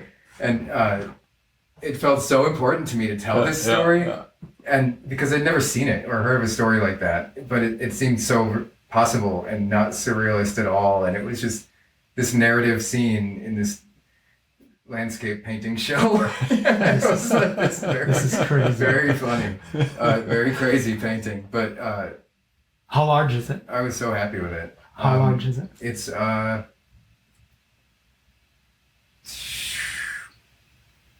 wow, the dimensions. Okay, it's 36 by 28. So Decent size. yeah. Yeah.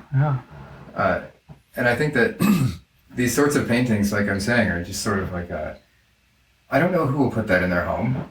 I don't know. And that's not who I should be thinking about when I'm making paintings. Right. That would be the wrong way for me to do this. And if I've devoted this much of my life to this and to honing my craft and my language, what the hell would be the point of me painting cloves of garlic, for people to put in their kitchen on the wall or something, What's the point of that? There is no point. Like, I get so frustrated with sort of today's commerce, which is it seems like they're targeting the average. Yeah. Because, the average is what is going to sell the most. Mm-hmm. But nobody is average. No. Everybody is, there's this huge spectrum of interests out there. And if the corporations are just targeting the average, then they're missing most of the population in the interests. Yeah. So I think it's, this is exactly what we need to have. We need to have people who are creating all sorts of different products and art and things, which are immensely diverse.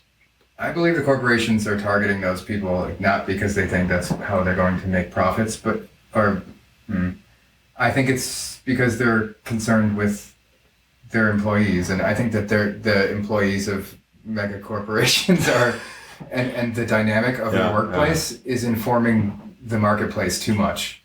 And I think that the spillover of this sort of human resources, like perfectionism of morality and ethics, is really polluting the art marketplace and the art world and just the creative ideas of the world in general. I think that there's something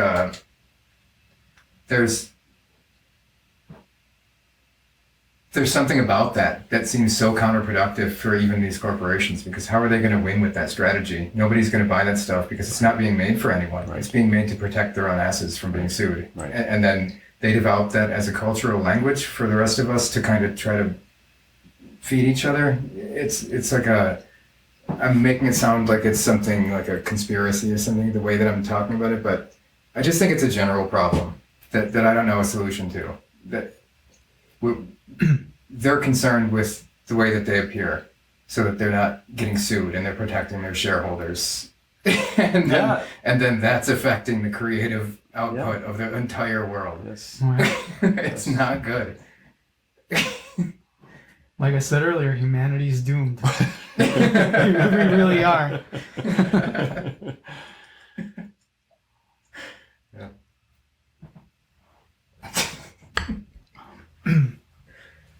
Yeah, who knows what to do with that. Okay, we've got about 30 minutes left, just so you guys know. Okay. All right. Mainly saying that for myself to speed it up here. I've zoomed out quite a bit in this painting, so I've stuck myself with painting so many details. Oh, the side detail. Yeah, so many details. So I've got the gist down here, but. So what are your plans with all these paintings that you're doing? I will have exhibitions with all the paintings and invite all the guests who run the show to the exhibitions, so everyone can meet each other in this space if they choose to. Cool. And then to continue doing that, and I'd really like to spread the show to other cities and to continue to have exhibitions in that style, like maybe live in San Francisco for 2 weeks or a month and do 20 or so episodes, and then have an exhibition at the end, invite all the people who are on that season to come together, and then just kind of keep creating a community and just sort of a network that continues to grow. And if people want to connect and socialize or work in business together or like date, I have no idea what the show will result in, but I'm doing my part. Yeah. The rest is on you guys. It's like, I don't know that you two are compatible to date, but what do I know? No, I think no, I mean, I did have two friends who collaborated on a product together on one of the first few episodes. So they had never met before. So it's like these sorts of interactions are totally possible. Yeah, who knows? It's up to people to sort of see the opportunities in life and take them or make them what they want to. I think that's what this show's about. Telling stories and creating opportunities and a little bit of self-exploitation. What gave you the idea for this?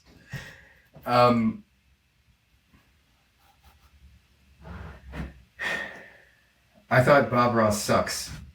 So like I think you put a man in a room talking to a camera, talking to himself, in a room where everything is black. He's painting from his imagination. All you're doing is listening to this man as though it's like little fluffy cars. What is that who does that appeal to? whose humanity does that appeal to? He's basically just like Valium. He's like, you're just giving people this drug that he just tells people how wonderful they are, no matter how good they are.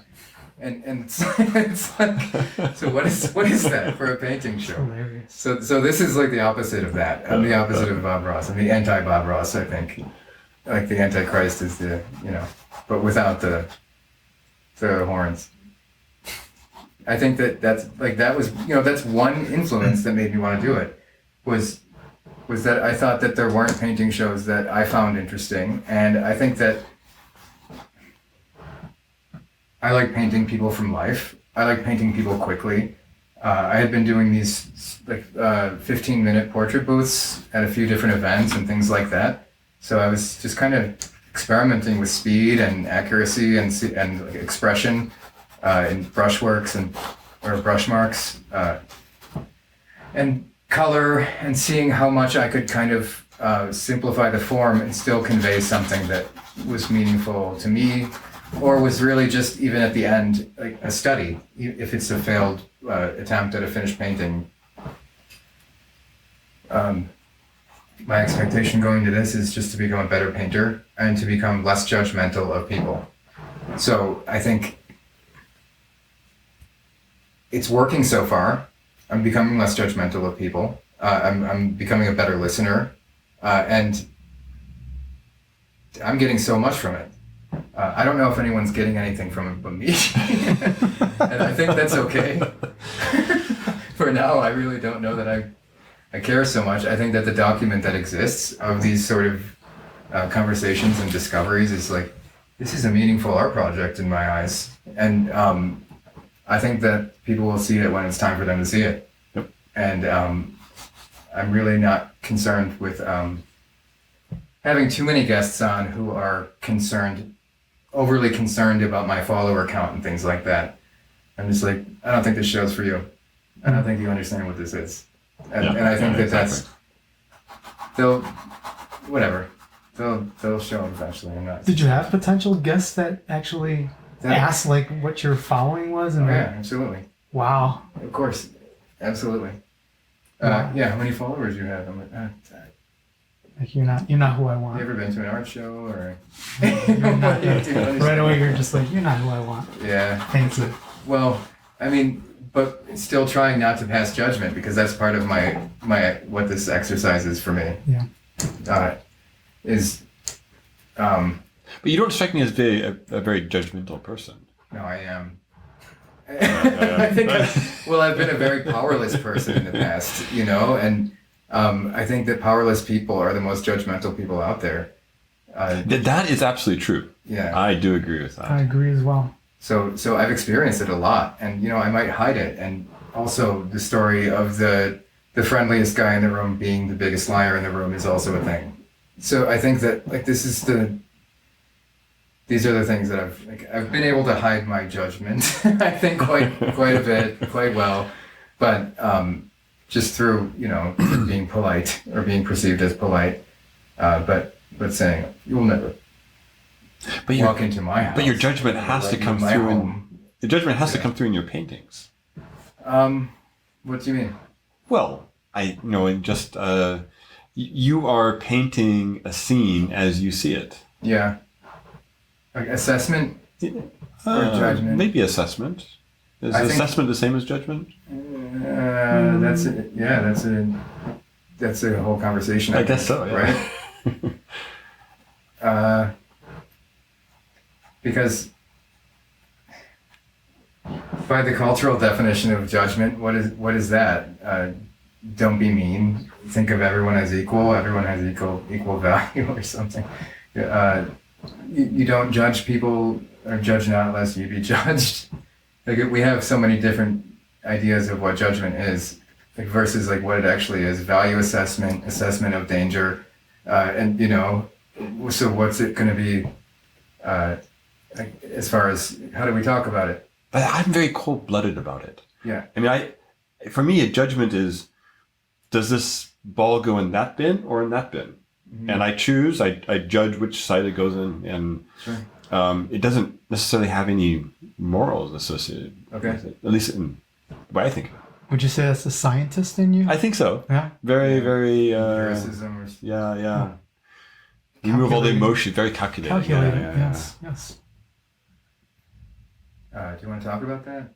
I can do. I can. I don't know. We have to. Yeah, I mean, that's why I asked: is assessing different from judgment? I mean, judgment would be shunning people, casting people out from your social groups. Things of that nature. I think. Yeah, how do you treat others based on your assessment of their. That's value. where I think dogma comes in. Right? Yeah. Where you have this bias.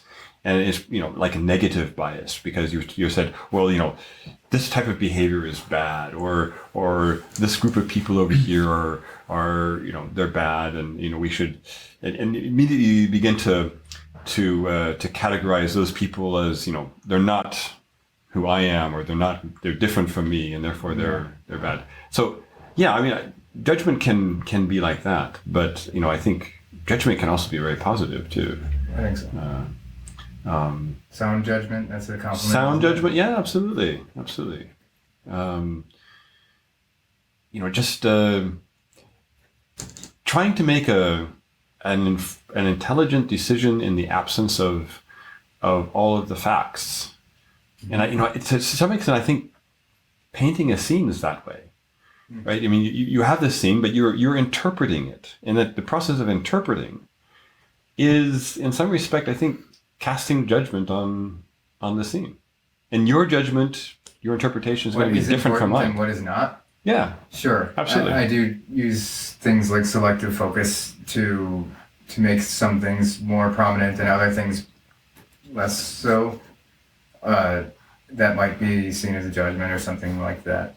I think that when it comes to narrative storytelling and painting and things like that, you're gonna add more detail to certain features. Right. You might, I choose to usually do this, but one eye is usually the eye that, I'm highlighting. I don't make both eyes competing for attention. I don't make the eyes competing for the mouth with attention. It's either the eyes or the asymmetrical. Mouth. Yeah. That gets the focus. Things like that. Yeah. That allows for the viewer, that's the language that I use. So like that allows for the viewer to come into the painting and kind of feel like they're being guided, their hands being held. But in the process of making those decisions, sometimes it's fast, sometimes it's not. But from what you're saying, maybe that could be seen as a judgment. Judgment call. That's the way I see it. That's right. I mean, yeah. Storytelling is in many respects a judgment. Yeah. Of how do you communicate the main concept, the main idea that you want to get to the audience. Yeah. Beats me. Yeah. If I told you it would be boring, I think those are what some of my favorite words from a nurture who I studied with. So I'm going to criticize you for that remark. I totally disagree. I think he was talking specifically about how to achieve certain painting effects. It's like if I told you the secrets, it would be boring. It's like the joy and the mastery and the craft itself comes in making the discoveries, and that's something back to how we were talking before about purpose, discoveries and how learning and hobbies. I disagree. Kind of I totally disagree. Yeah, So fine. I used to think that. So I like I said, I'm not musical in any way, but I do really enjoy music. Yeah. So I used to think I'm at an advantage. I don't know anything about music, therefore I get all these mental images of music when I hear it. Mm-hmm. And I'm creating these mental images, and I had I feel false view that somehow that not knowing the technicalities of music gave me a more appreciation for the music, and sure, yeah. I think it's totally wrong. So. When you look at a flower, and you see the petals and the color and but you don't understand the intricate mechanisms, the scientific mechanisms of how the flower works and how the cells work, you miss all that incredible richness of beauty when it comes to understanding a flower. The same is true with music. Understanding, as you were saying, the textures and how you overlay them and how it really brings the richness of the music to life. Without that understanding, you miss all of that, or a good part of it. It just becomes sort of like that was kind of good, but I don't know why it sounded good to me. Whereas if you can articulate precisely why that piece of music or that piece of artwork you found really compelling, then that brings it, sort of the level of joy to a whole new level. Now, the problem that comes with like being very, how would you say, a musician is that sometimes you can't enjoy the music because you're being so analytical about how it was made, and you're listening like, okay, I could hear that kick, I could hear that snare, and your brain seriously like separates them all. So like when you're listening to it, sometimes even like in the car, like I'll be driving and my wife will be like, like, oh, do you hear this part? I'm like, no, actually I don't. Because I'm like so focused on like the synth, or I'm so focused on the, the kick or the snare, that as a whole, sometimes I don't listen to a song. It sucks actually sometimes, because like, the music's really great and you want to kind of like capture it as a whole, but sometimes my brain just starts focusing on like one particular aspect of the entire song, and so you're breaking it down as you're listening to it, and it's like, oh. But do you get that the first time you listen to it, or do you, if you listen to it over and over again several times, then you begin to hearing the different textures. Oh yeah, absolutely. Like I'll listen to a song now that maybe I heard the first time 20 years ago and hear something different, because every time that I guess like I'm training my ear. With the mastering and the mixing, like you're training your ear to hear things that the normal person can't. Yes, right. And I feel like as the years go on, like you're listening to a song that you heard in one way, 20 years ago, now you're hearing it in another way. And like I said, sometimes it's not very enjoyable anymore, unfortunately, because you're breaking things down and you're like kind of like you're separating every track in the song.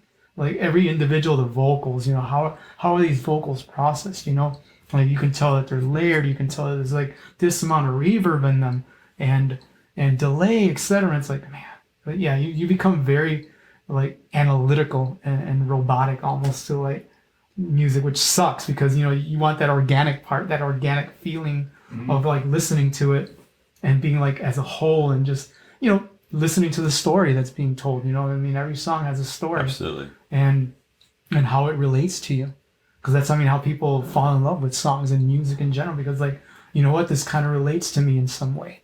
The story this person's telling, I've experienced in not exactly that particular way. Sometimes yes, but you relate to that story, and that's why sometimes you fall in love with the song.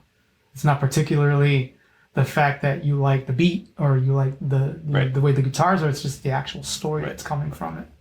So for me, the analog, because I'm not an artist when it comes to visual arts, and I'm not an artist when it comes to acoustic arts. So the analog for me is mathematics. Mathematics can be absolutely gorgeous, and writing. So the way mathematics is normally done is that you're not solving an equation necessarily, although that can be really interesting. You're not doing some arithmetic. You're writing a proof. So you have some definitions, some theorems, and based on that you can prove something that, or not, based on some conjecture. And some of those proofs can be amazingly aesthetically pleasing, just so satisfying, particularly to obsessive compulsive disorder. But they're just so it's poetry. And it was at that point that I realized mathematics is nothing more than a language. And it's a language which you can express stories. You can draw the reader in, and you can express you can communicate this concept in such an amazingly beautiful way. And so, when you said earlier, Adam, that, you try to, with your painting, you try to draw the reader in by emphasizing one eye over the other, or emphasizing something in, and you just sort of draw them. It's a story, and it's a trajectory that you're bringing the audience in. The same with music. There's some story, some sort of communication that you want to get across, and in the case of music, it might be different for different people. Yes. And that's what makes it so universal in that respect. Everyone gets whatever they think out of it. And mathematics is the same. But to appreciate mathematics, you have to really understand at a great level the technical details. And those technical details have a beauty all their own. But they're intrinsic to the communication and the experience that you have when you read this proof. I totally disagree with you, Adam, about the technicalities don't matter, and that you have to brush them aside and not bring them. Could you start over?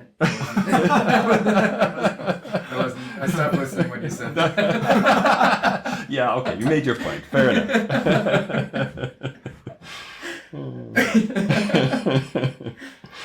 Yeah, I mean, sure. I'm talking about, I think what I was talking about was from the perspective of the artist, of the creator, of the one making the work. And if I'm trying to understand the language from a maker's level, then kind of revealing the secrets is like, it takes some of the fun, like a magician. Fun away. Yeah, absolutely, totally agree with you there. I think that's what I meant. I think that's what he meant. And I do agree that there's some level of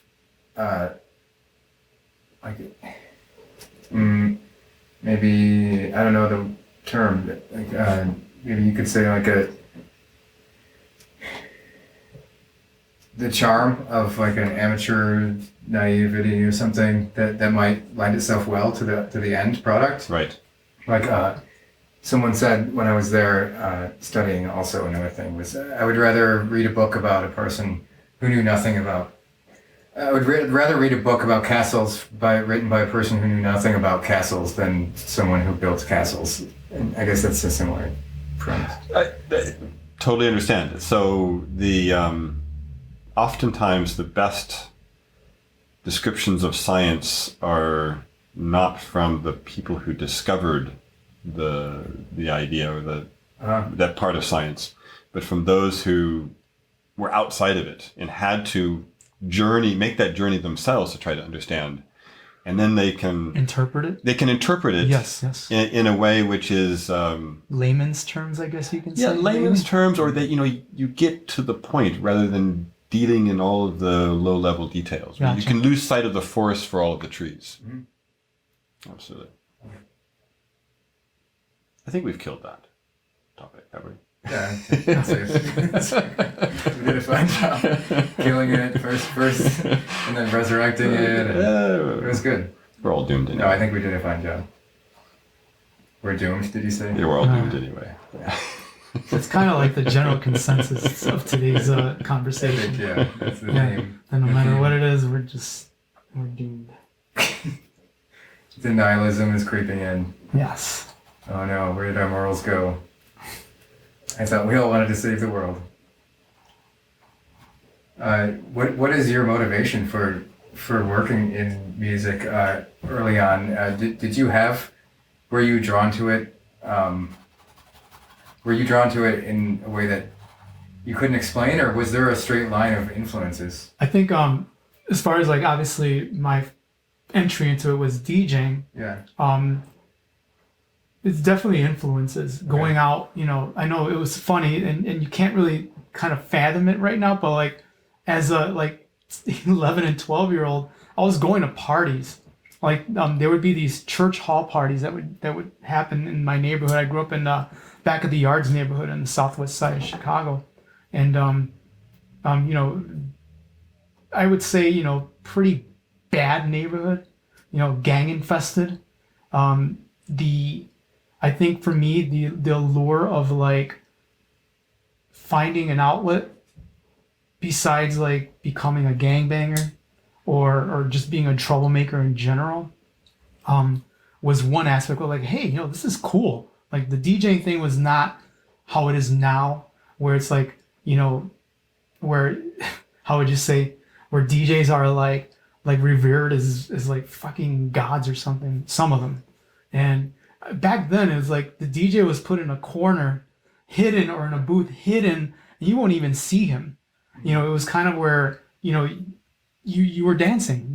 That's all their job was, not, you know, to just make you dance. So going back to how I was exposed to all this was going to these church parties and seeing the DJs play, and I'm like, man, this is really cool, you know. And also hearing it on the radio back then, it was the station was WBMX. It was 102.7, which was they were called the Hot Mix 5. Man, a lot of these guys are still doing it right now, like heavily still DJing. And so those guys were my inspiration, you know, to see them doing it, hearing them on the radio, but mainly seeing it, because that was like the art of DJing. It's like this is something that I want to get into. And so yeah, like my friends and I like kind of started, you know, hanging out, and you know, we had one guy whose parents did end up buying him some like cheap little turntables and a little mixer. We'd go there and, you know, play around with records, you know, go to the record stores on Sundays. Like we would jump on the bus, you know, because we used to have the super transfers back then on Sundays.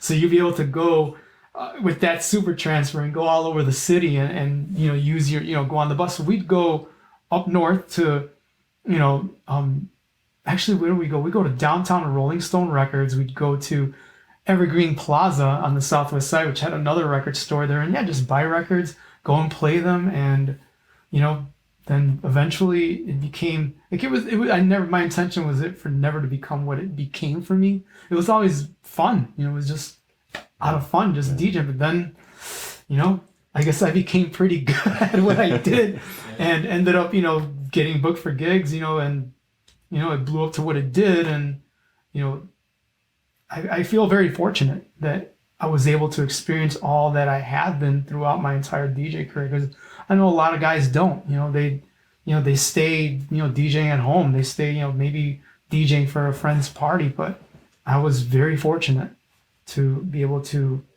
expand outside of, you know, my neighborhood, outside of, you know, go world, you know, play in parts of the world that I would never have dreamed of. You know, who the hell thinks that, oh yeah, I'm gonna go to, you know, the Reykjavik, Iceland to go DJ, which is what I did, and it was fucking great. Fantastic. You know, and yeah, so for me it was definitely, I was inspired by seeing other people do it.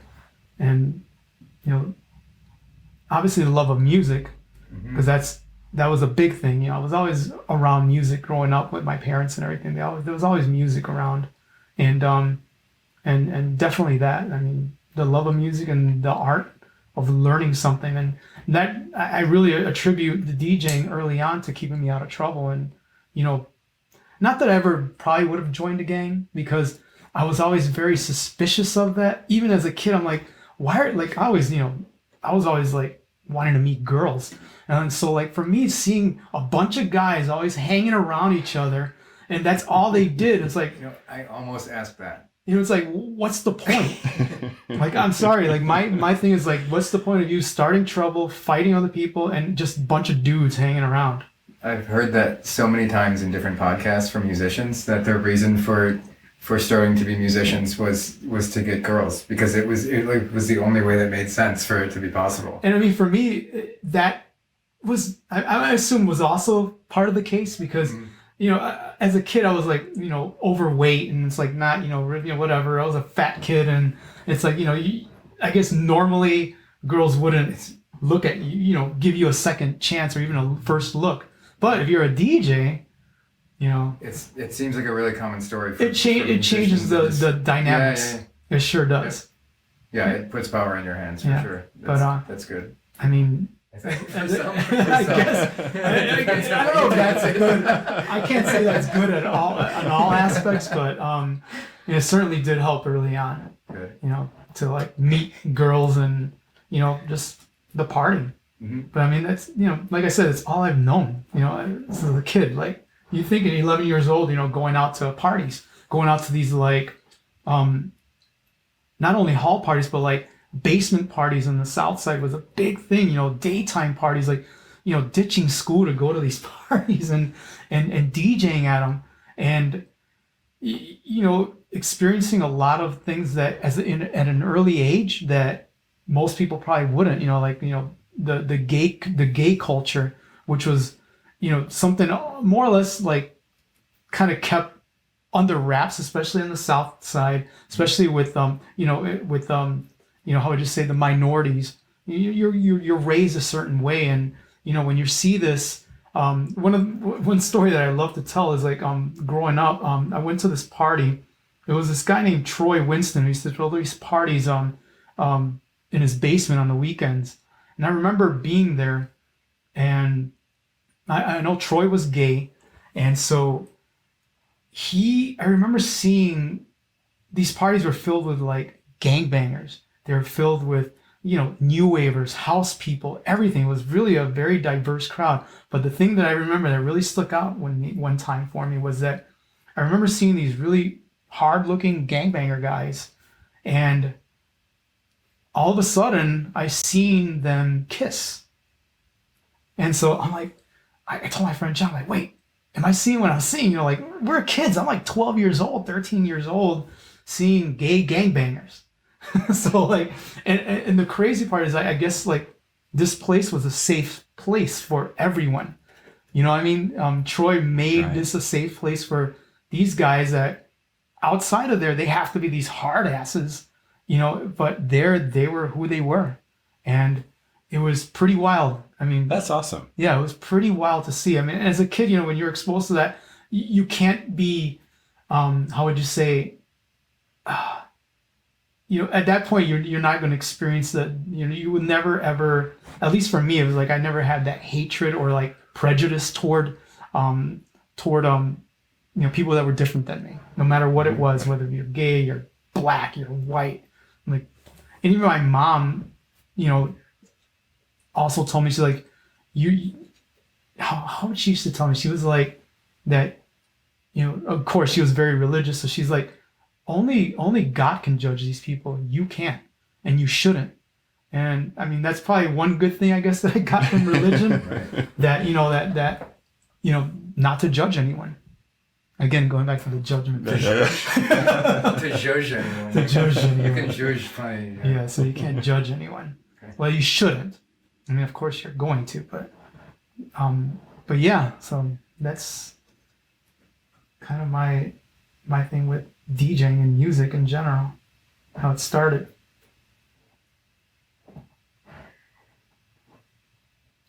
How about you with science?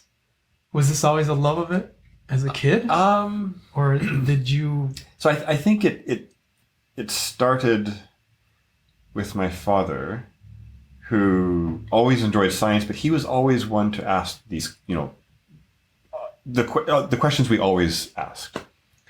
Even philosophical questions about religion and things like that. But it was kind of interesting because he was also a priest at some point, but then ended up leaving because it really wasn't for him. And so just his curiosity, I think, sparked that interest. But then it was, I want to say it was just a kid who. Kids want to be firefighters or policemen or astronauts, and so I wanted to be an astronaut. Awesome. And so science is sort of came out of that, and it's kind of like the more you do something, the more you foster an interest in it. Yeah. The better you become at something, the more you want to do it. And so science was just that way. Where did you grow up? I grew up all over the place. Okay. So, I was born in Miami, Florida. Okay. And then sort of the next memories I have, we were in the panhandle of Florida. And I was playing out in out in the garden one day. We were living in a trailer home. And this is like in the mid 1970s. And some friends of my parents drove up, pulling behind them, they were driving a Suburban, pulling behind them a silver Airstream trailer. Cool. And I vaguely remember over dinner that night that they announced, we are driving, we're moving to Alaska. Wow. Would you like to join us? And my parents said, sure, why not? We've got nothing else better to do. So a month later, we had procured a truck and a trailer. And I remember the drive from Florida to Anchorage, which took us 30 days to do. Wow. And we were in Alaska for, 8 years, something like that. 2 years in Anchorage, and then 5 or 6 years in an island in the Gulf of Alaska called Kodiak. I've heard of it. And so while there, my father got interested in computers and things like this. So he wanted to get a degree in computer science. So this was like in the early 80s. Personal computers were just coming out. Yes. And they were extremely expensive. Extremely expensive. Yes. And so he wanted to go back and get a degree in computer science. Mm-hmm. So back to Florida we went when I was a teenager. And then, so did high school in Florida, late elementary school and high school in Florida. And then after university, moved to Germany. And lived there for a while, and then now back here. So, sort of. And now we work in the same place. Now we work in the same place. Yeah, it's funny. We both work at UIC. Pretty unexpected. Yeah, not at all. So, are you both from Chicago originally? I am. You are? Yes, I was born and raised here. I lived in Houston for maybe a couple years when I was around maybe 8 or 10. Came back, and that's pretty much it. I always lived here. I'm from the suburbs of Chicago. So, okay. I spent like all of my adulthood in cities, but that's where I grew up. Northwest suburbs, really pretty rural, pretty close to Wisconsin in McHenry. Oh, okay, right. It's not as fun to go out there as it once was, I guess. I'd have less and less to do when I go out there, I find, but except just visit family, you know. But it's the cities where I'm finding that I fit. Yeah, we love so Chicago is the biggest city we've ever lived in. Okay. And we absolutely adore the urban environment of What Chicago. do you think? Do you think that you'll stay for many years, or do you have plans to go? I think elsewhere? we're here. We're not going to be moving. So Chicago is our adopted hometown. So it's funny that you mentioned rural. Like for me with my astrophotography, now I look. Funny, yeah. Trying to find these dark places, and actually, you don't even have to travel that far from the city to really. I would say like an hour out. I've gone out maybe an hour and like 20 minutes south from here, and been in like some really nice dark rural skies, and been able to do some great photography. But now like I told my wife, like that's all I want to do. Like just go and drive out to these rural spots, and there's a place called the Green River Conservatory area, like where a lot of amateur astronomers go to shoot or to just do visual astronomy, and it's literally straight west, about maybe 2.5 hours out. And I remember going there not too long ago, maybe about 6 months ago, and there was a guy there who literally brought out his like 20-inch telescope. Wow. And this thing was completely computerized. I mean, this thing probably cost more than a car. No joke.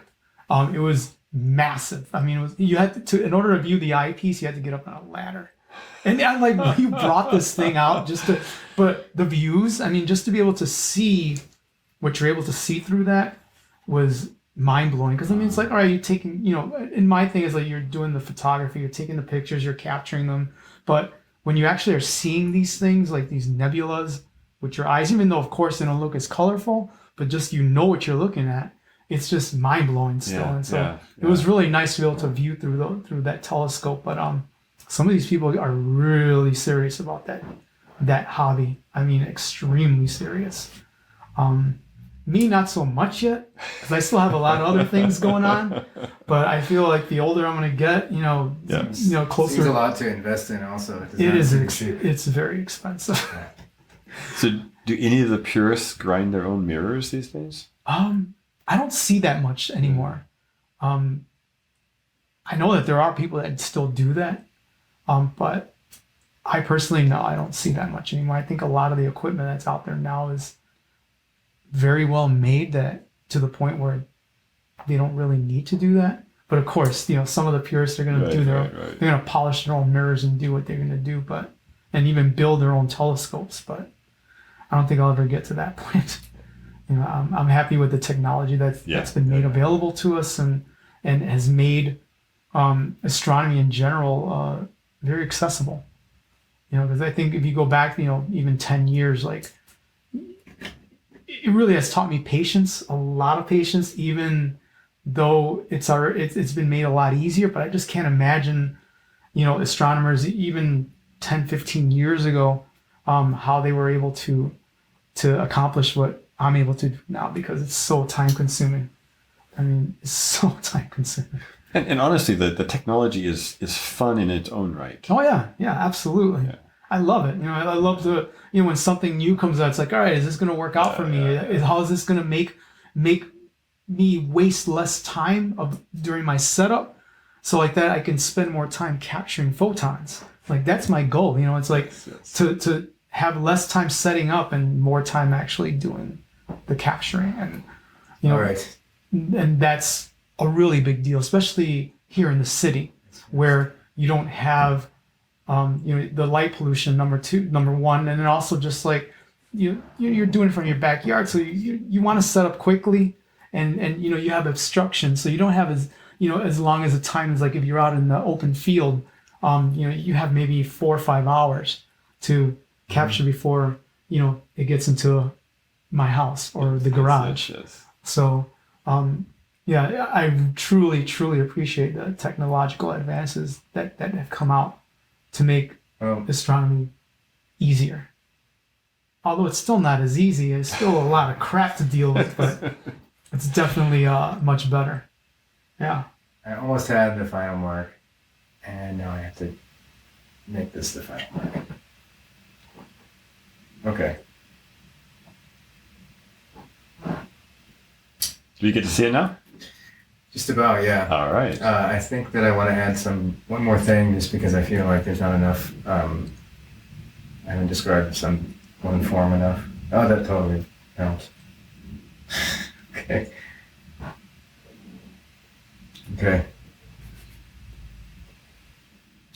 Wow, I zoomed out so far in this one. So that I gave myself a lot of work. I'm happy with that. I mean, that was fun. Jesus. All right, so here's you can come see the painting. All right. Let's see, which way should I go around? Should we go around that way? You can go around this way. Yeah. Okay. Let's see what's going on here. Wow. That is. I like it. It's a lot of information, and thanks. That's awesome. I think when I zoom out that much, there's so much. There's so much to see. That it becomes almost yeah, it becomes more difficult to focus on the faces. But this is great. Love it. Yeah, I do too. And I really like the fact that we both wore black shirts. But that's not Pretty similar. No, exactly. Yeah. I mean, it's full of color, and it's definitely not something which is distracting in the painting. This is awesome. I love it. Thanks, Adam. Yeah, it's just fun. Beautiful. This was pretty cool conversation. You two were great. Well, Very easy to talk to you. I think this it was a fun conversation. Yeah, it was, and I think I did a fine job. Sure. With the things that I was supposed to do. You both did a fine job with the things that you were supposed to do. And now it's time for the audience to go do a fine job with the things that they're supposed to do. Indeed. Indeed. Okay.